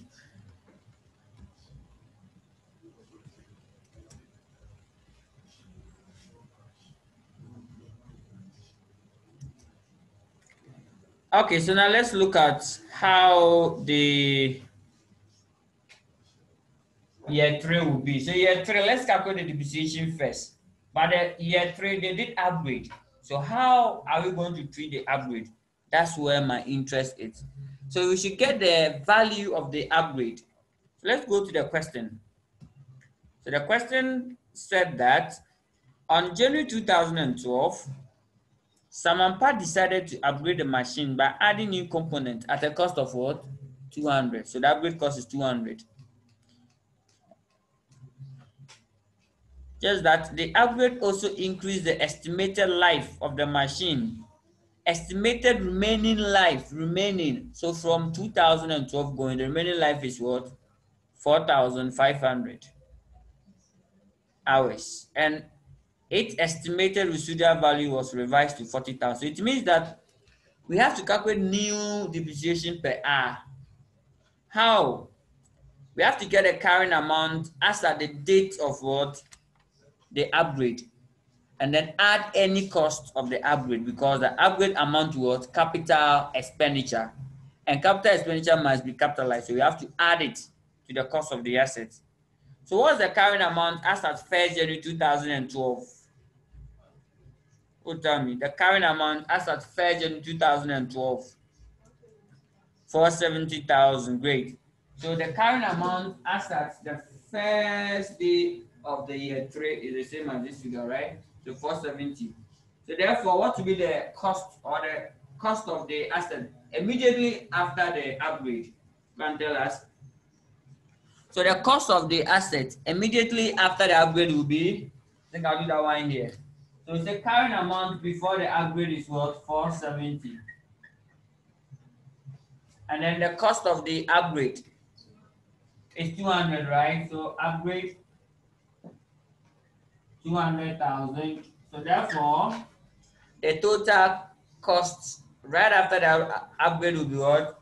670,000 Ghana cedis. And what's the estimated remaining useful life? So estimated remaining useful life. Now they're saying it's 4,500 hours. So 4,500 hours. Now let's calculate the depreciation. I'll do that one here. Depreciation for the year 3. So what will be the depreciation per hour? Here too, the scrap value has been what? Upgrade. They have upgraded the scrap value. So what do we do? So still, depreciation per hour will be the new cost of the machine.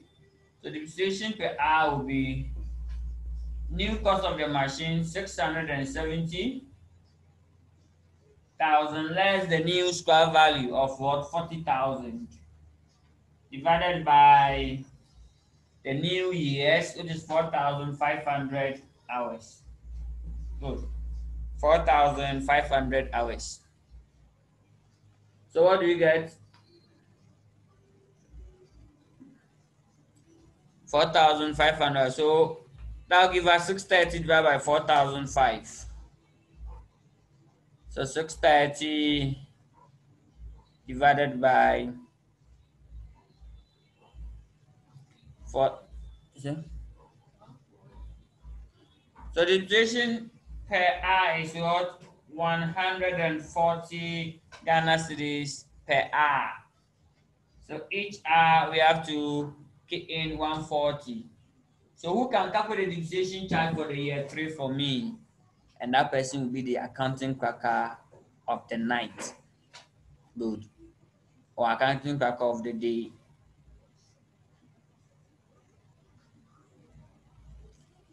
So let's go to the question. What's the number of hours used by the machine? So 850. So it's there. At the end of 2012, the machine was used for 850 hours. And each hour, now the depreciation is what? 140. So therefore, the total depreciation for the 2012 or the year 3 will be, can inform us? Year 3 will be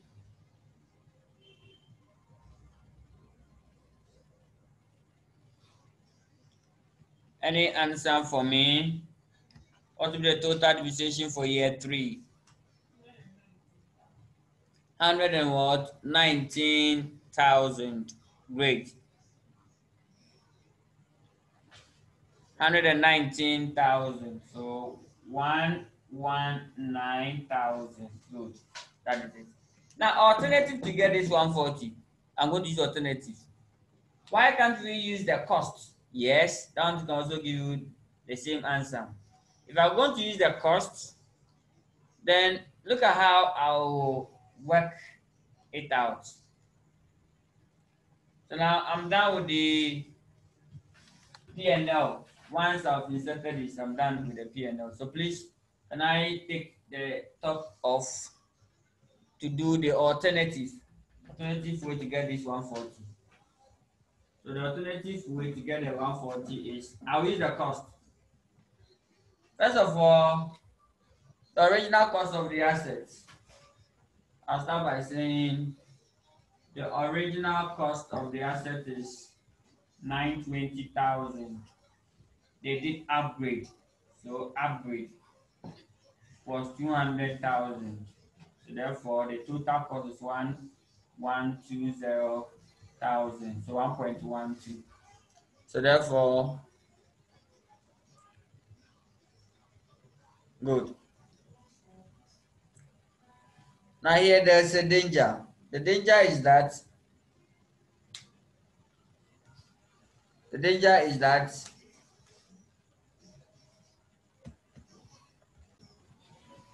but I'll still go by the first approach. It's a bit okay. Because with this, what we will do, it will be plenty. So I think let's go by this. Okay, now let's find the carrying amount. Let's find the accumulated depreciation. Here to find here I'll use the two alternative approach. Then I'll use the second approach. So here what will be the cost of the assets? Now for the year 3, to avoid trouble, the cost of the asset will be what? Will be the 670,000 agreed. Cost of the asset becomes what? 670,000. So I record 670,000 here. Then if the cost of the asset is 670,000, what will be the accumulated depreciation? Any accumulated depreciation? Accumulated depreciation. Here it will be just the depreciation charge for that period, 119,000. So when you take it off, what do you get? So the cost is 670,000. Accumulated depreciation 119 because now the asset has been upgraded. All the old costs has been taken off.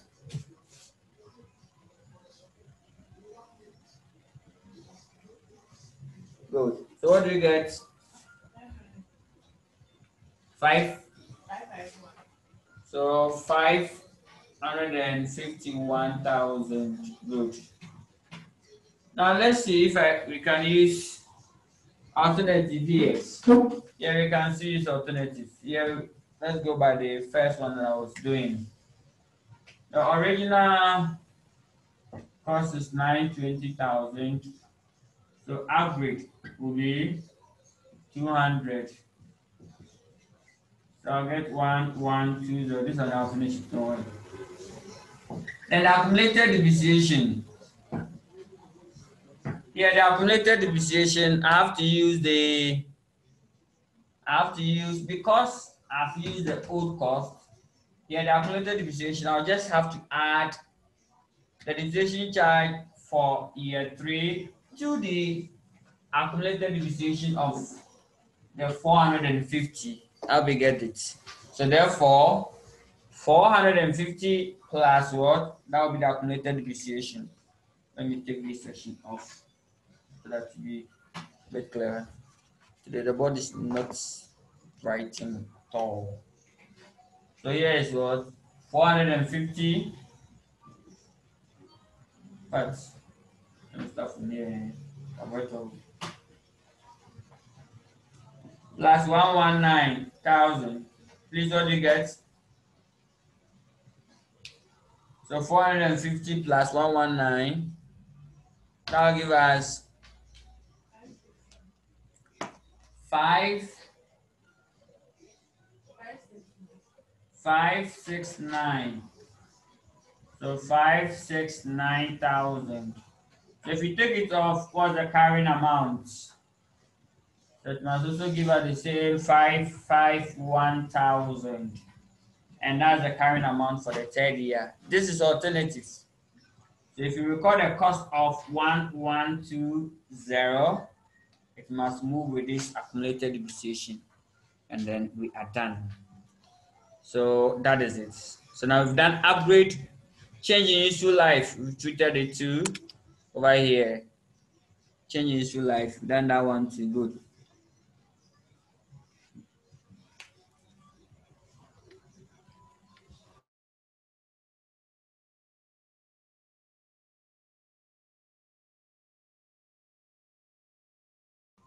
Now let's move on to see the last aspects of the game. Now we are done with the cost model. We've gone through a lot of them, but still have not started the question solving stage. Good. So now let's move on to the revaluation model. The revaluation model. The revaluation model. And then we look at some few illustrations. Revaluation model.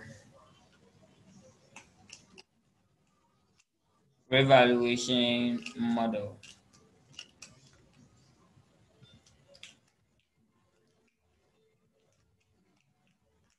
Revaluation model. Okay, let me take the board Then let's continue again. So this question has been dealt with fully. Solved fully.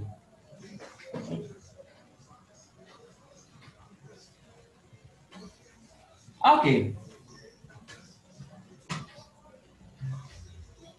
Now let's continue the game. Revaluation model. Here we said that the subsequent model, the entity must choose between what? The cost model and revaluation model. Now we've gone through the cost model. So now we are going to look at the revaluation model. Then from there, left with just one aspect, derecognition. Then we are done. But thank God, we have a full section on derecognition, a full video on derecognition. So probably I'll do the revaluation today, now, and then derecognition. Use the next video. I will link it at the video description section. So whilst watching, as soon as you are done, kindly tap on that link. It will lead you to the next video that you have to watch, or the next lecture. Okay, revaluation model. You're welcome. Revaluation model. Good.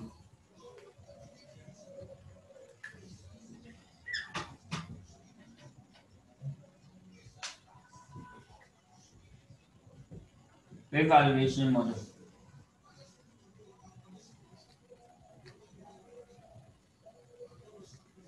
Revaluation model. Now, what does the cost model say? All of these models, they are helping us to determine the value of what? Of an asset. All of these models, they are just helping us to determine the value of the asset. So first, still a carrying amount, but here the formula is a bit different. Here it's saying that the revalued amount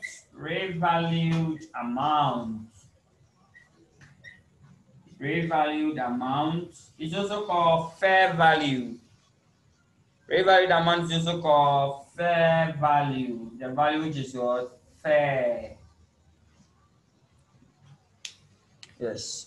All of these terms, we've made them and we've explained them during the first stage. So the revalued amount or the fair value less what? Subsequent accumulated depreciation. Less subsequent accumulated impairment loss. So less subsequent accumulated depreciation. Subsequent accumulated depreciation. Subsequent accumulated depreciation. Less subsequent impairment loss. So less subsequent impairment loss. Subsequent impairment loss or accumulated impairment loss. That is it. So basically, the difference between the revaluation model and the cost model is a bit clear. With a cost model, we say costs. Revaluation model is a revalued amount. So it's different. Different number two. Cost model says just accumulated depreciation. But revaluation model says subsequent and subsequent. So that is the difference. Good. Now you know fair value. We've defined fair value already. So we've seen depreciation. So I think we are free to go to the main point. Now the main point is before an entity will adopt the revaluation model, there are some few conditions that the entity must adhere to or must satisfy. So we call it circumstances in which the evaluation model be applied, or condition attached to the revaluation model. So with the cost model, no condition, but with the revaluation model, yes. Because the revaluation model is highly subjective as compared to the cost model. The revaluation model, the entity can use it to manipulate the account. So that's why there are what conditions. So the entity will report faithfully. So what are the rules governing the revaluation? Rule number 1. The valuation must be performed by a qualified independent valuer. Normally we add professional to it. Qualified independent valuer. Please, the accountant cannot do it. Accountant is not quantity surveyor. No. Revaluation simple means we are comparing the value of the assets in our book to that of the market value. The market value is the fair value. So we are comparing the book value to that of the market value, which is the fair value. How we get it? Good. So that's it. Great.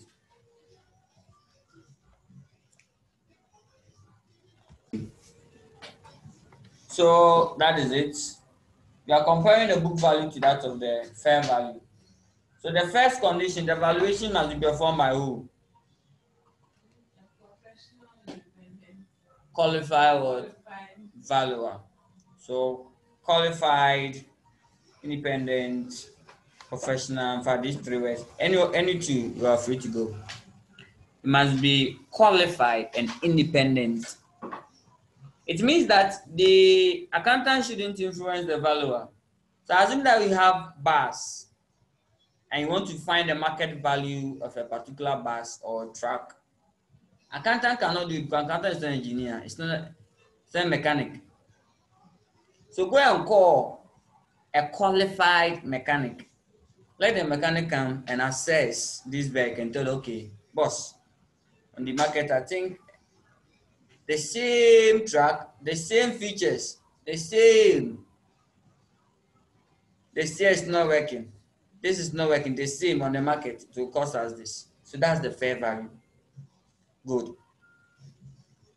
Yeah, the standard got this issue because no entity can manipulate the account. So the accountant can look, okay, if I use this figure to make the books or the account look good, meanwhile, in actual sense, it's not like that. So to avoid that, we shouldn't allow the accountant to doing the valuation. And even the accountant does not have the required expertise to value assets. No.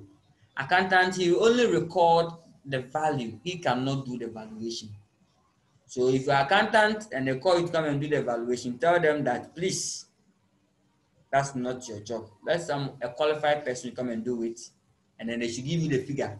You will do the calculation for them. You account whether they are gaining or they are losing. That's all. How we get it. So that most of the entities, sort of having a qualified independent valuer, they just rely on the knowledge of the accountant. Yes. So that's the condition 1. Condition two, if a particular asset is being revalued, the entire class must be revalued. That's a condition 2. Condition 2. If I should summarize the condition, there are only 3. I'll give you 3. If there are 4, but I'll give you 3. Condition 1, 2, and 3. 1, qualified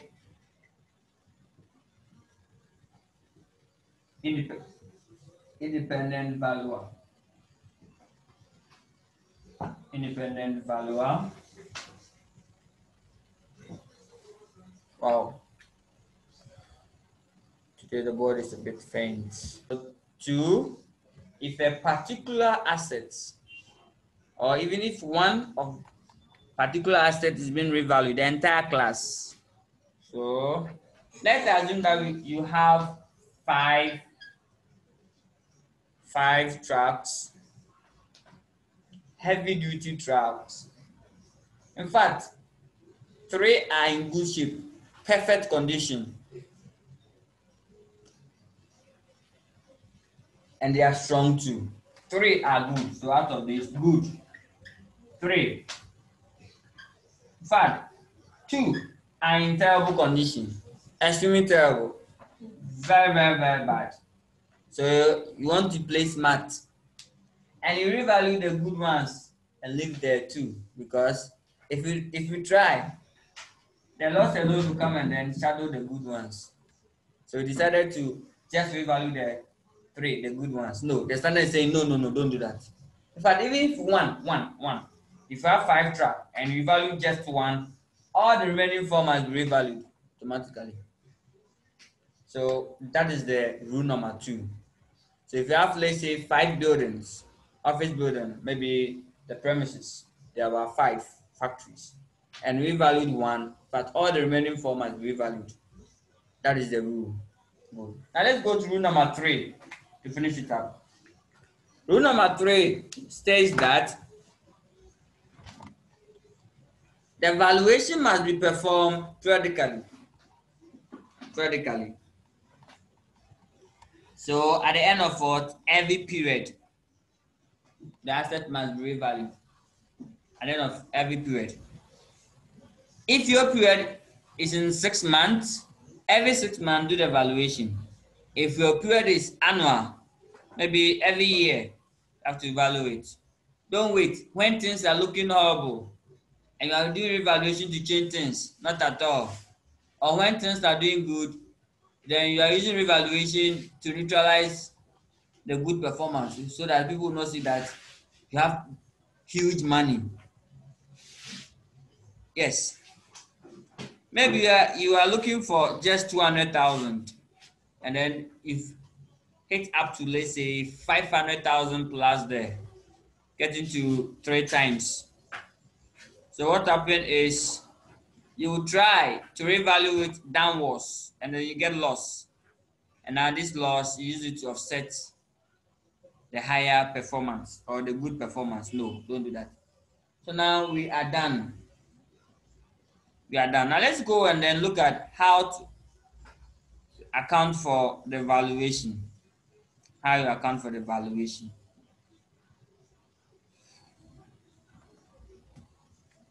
So let's go in for the calculation of revaluation gain or loss. Now, when you perform the revaluation, 2 things will happen. Either you gain or you incur some losses.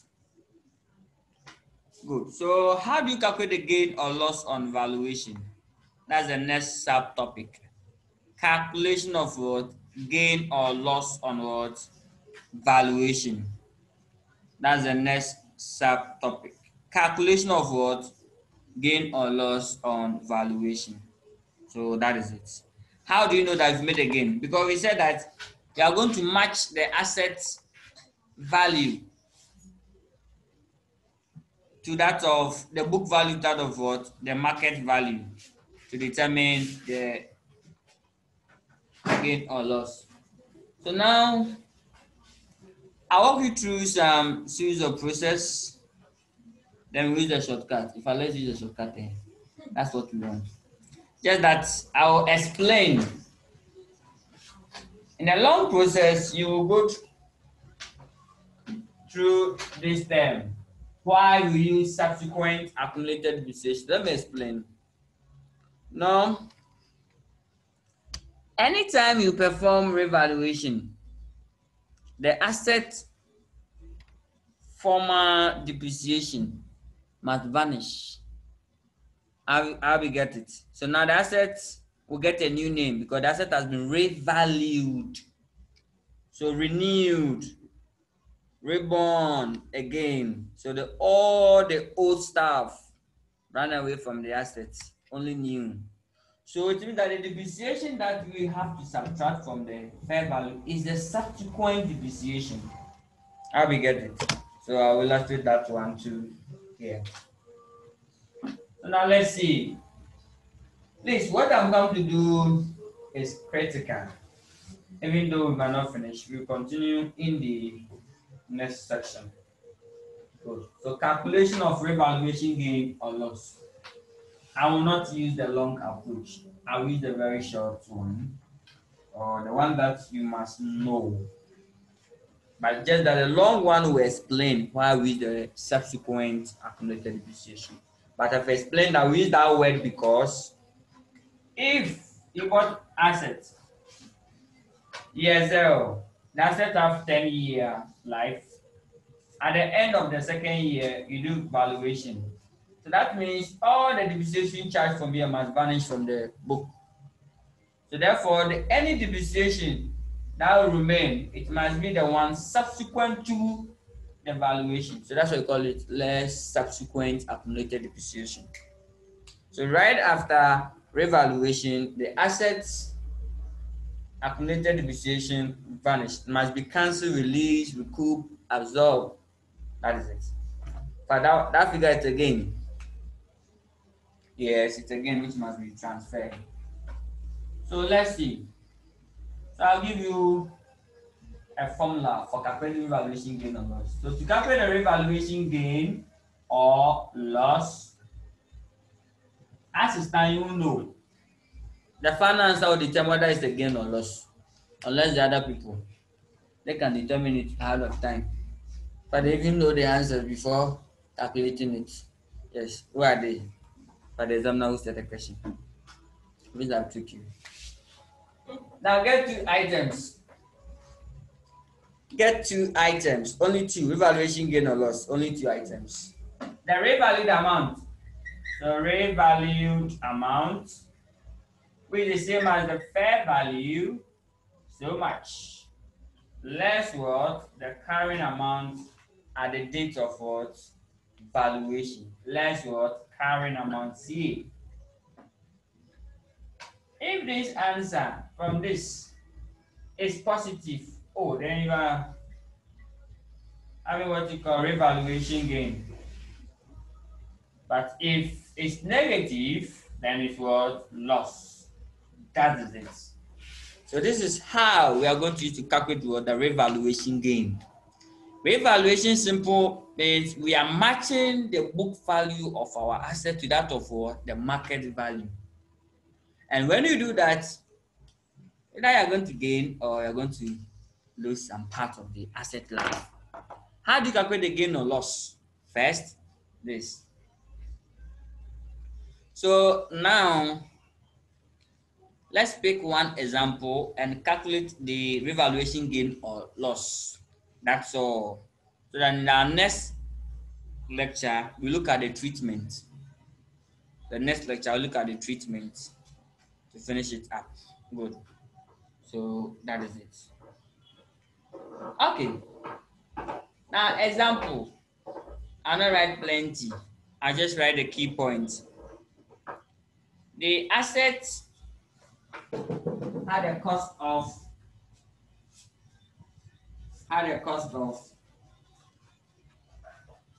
okay, I think I have to make it a bit tough. So let's see. 1st January 2010, Akuska Limited bought some plant. Akuska Limited. Aku and what? Sika. Yes. Akuska Limited bought some plants. The cost of the plant is 100,000. Cost of the plant is what? 100,000. Full stop. The useful life of the plant estimated to be what? 10 years. So the useful life of the plant as at that date estimated to be 10 years. 10 what? Years.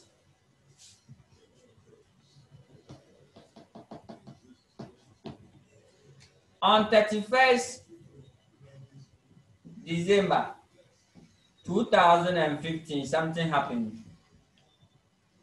History must repeat itself.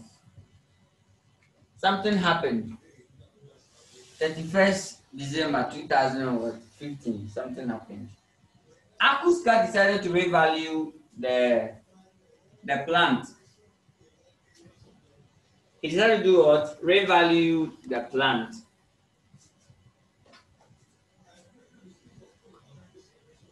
And then the relevant fair value or the amount to be incorporated in the books as at that date was, so as at 31st December 2015, the fair value was assessed to be Ghana city of what?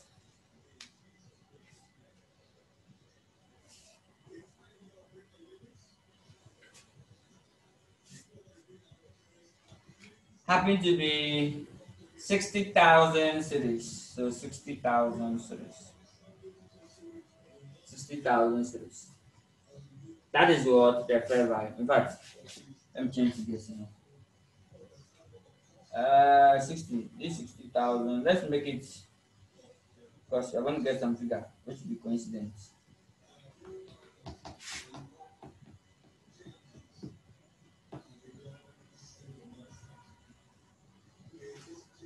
Okay, so let's make it probably. In fact, I like the 60,000. Okay, any figure be figure. How that be done, right? Good. So 60,000 are done. And then here, they will put some nice story that as at that date, the useful life of the asset remain unchanged. So let's add that one to it.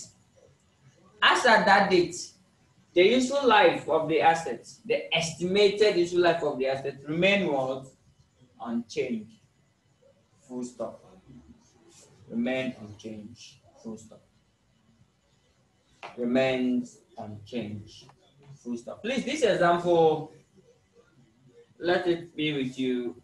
The next lecture, we will call it and then be updating it, upgrading it, and then finally we get a full exam structure. So the useful life of the asset remain what? Unchanged. Unchanged. So that is it. So let's calculate the required. A. Calculate the revaluation gain or loss, if any. And hence determine the excess depreciation. Determine the excess depreciation. Good. So that is it.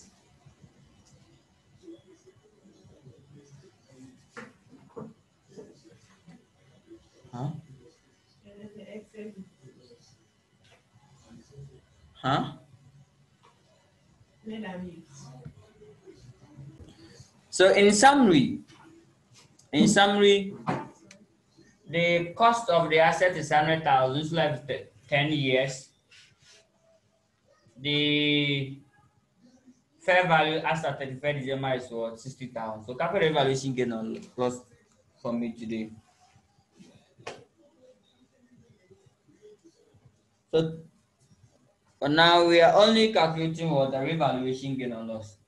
The more I write, the more I remember. So for revaluation gain on loss, I just have to finish. What is the fair value or the revalued amount? The carrying and in the carrying amount, we are done. So revalued amount, who can tell me the revalued amount? 60,000 from the person. Great. What's the carrying amount? Less carrying amount. See. So let's calculate the carrying amount at the date of revaluation. So try. Kindly try for me. Now we know how to calculate carrying amount, how to find carrying amount. Cost minus what? Accumulated depreciation. Good. So let me know. Or you can tell me the accumulated depreciation here. The accumulated depreciation is 50,000. Great. I like that. Don't forget the rule. Any answer is what? Valid until the final marking scheme is what? Reviewed. Great. Any idea, friends online? Question. How do you find carrying amount? Carrying amount, we have to relax. Get two items. Cost. What's the cost of the assets? 100,000. Less accumulated depreciation. Okay, accumulated depreciation is 10,000. Great. Thank you. So that is great. Now, let's look for the accumulated depreciation. Accumulated depreciation means depreciation charge so far compiled. So as at 31st December 2015, what will be the cumulated depreciation charged on the assets? So total depreciation charged on the assets so far, cumulatively, starting from the day that they bought the asset to today, what will be the total depreciation? So it's nothing by you calculating just 1 year depreciation and multiplying by what number of years they've traveled. So the issue is, what is the depreciation per year? Depreciation per year is 100,000 divided by what? 10, agreed, 10 years, and that will give us 10,000. And I'll take that. So that one is depreciation per year, 10,000 per year. So how many years? From 1st January 2010 to 31st December 2015, how many years so that we can multiply? I like that, 5 years. Good. Is that true? Any confirmation? 5 years. Okay, in fact, I've done my thing again. Yes. This might not be 5 years. Why? Let's see something. 1st January 2010, let's count. Elementary. So from 2010, 2010 will be part, right? Yes, so 2010 will be part 1. 2011 will be part 2. 2000, thank you. 6 what? Years. How we get it? So that is, so it will be 6 years. So it will be 10 by 6. That will give us 60,000. So the accumulated depreciation is 60,000. Agreed. So that is it. So dates. The dates are very important here, and then we use the date to make our name, or we use the date to at least make some difference. So it's the date in financial reporting. Most often is the date that we are going to use to communicate some of the issues. So now the accumulated depreciation will be 60,000. Agreed. Good. If it is 60,000, then what we will do is this.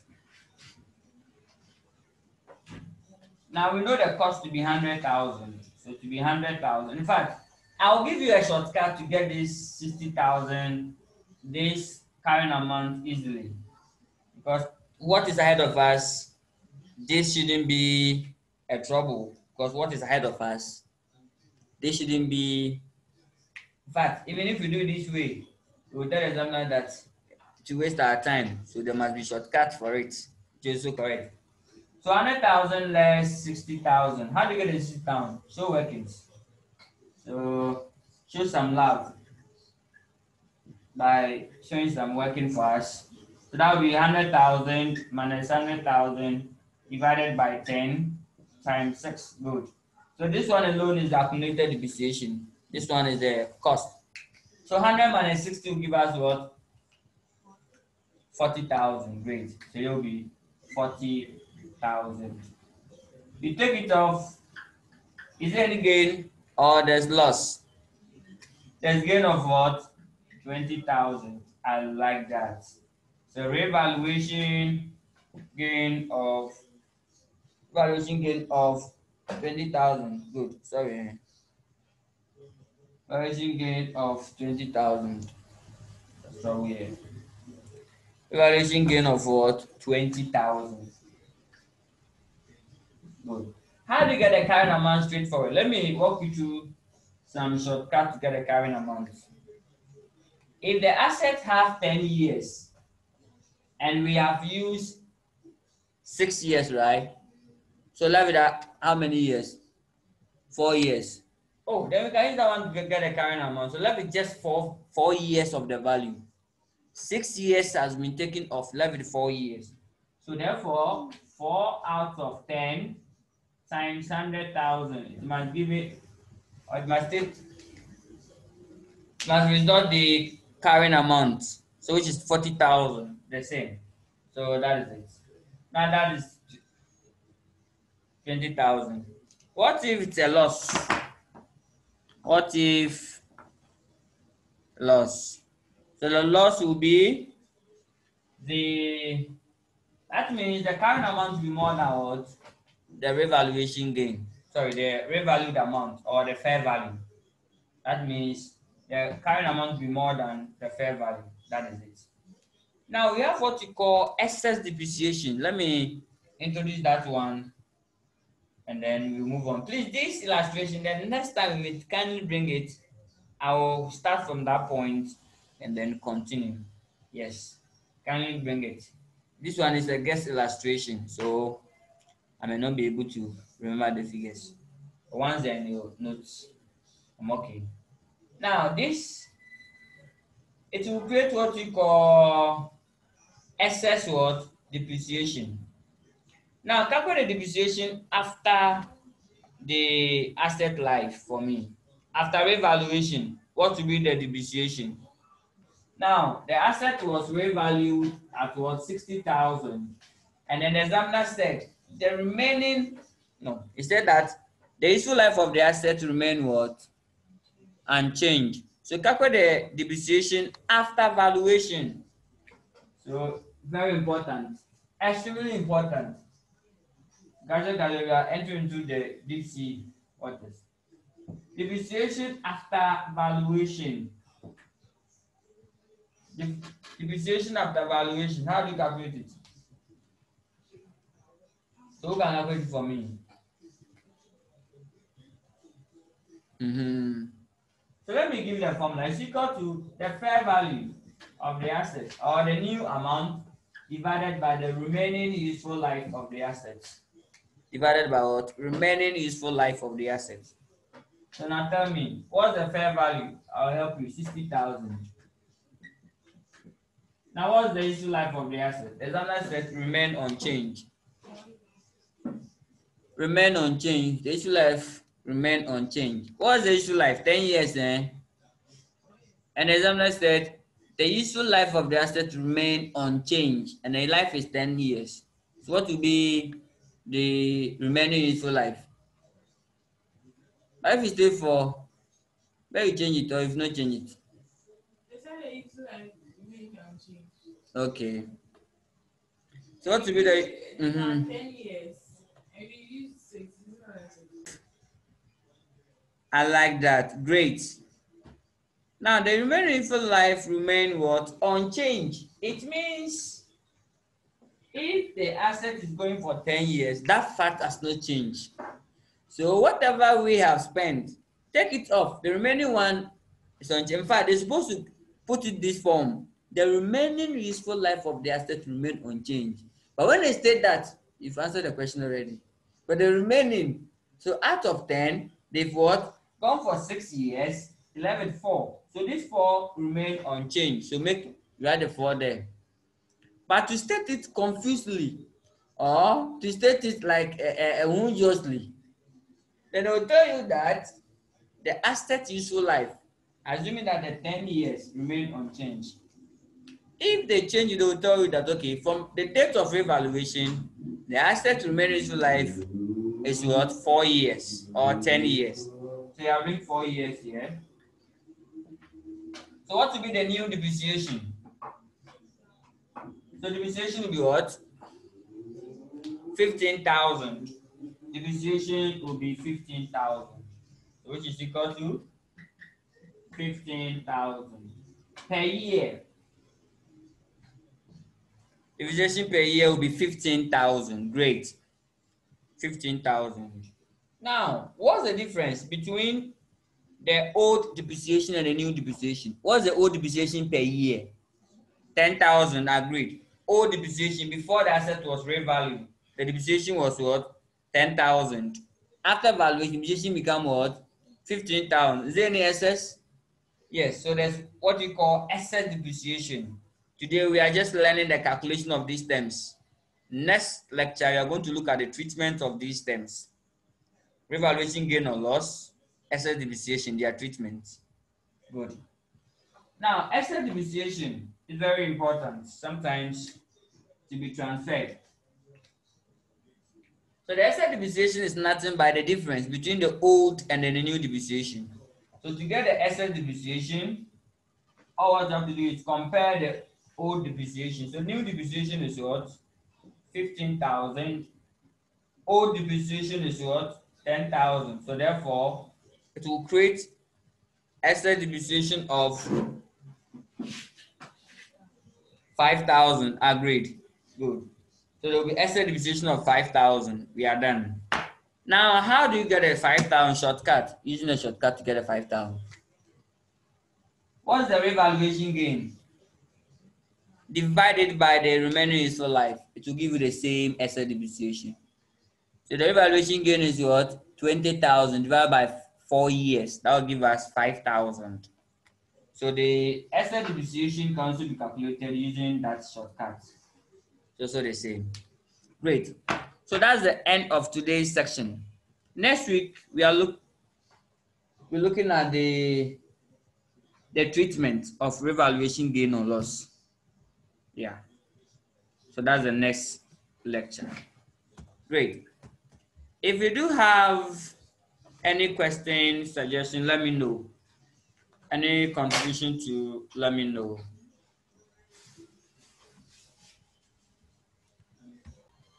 Great. Kindly subscribe to the channel if you've not done that. And then stay tuned. Kindly get the next lecture video to get a full picture of the PPE. It's a very long and then the vast standards. But we will take our time to settle the issues in it one after the other. So we'll try fast and then fine. Okay, goodbye.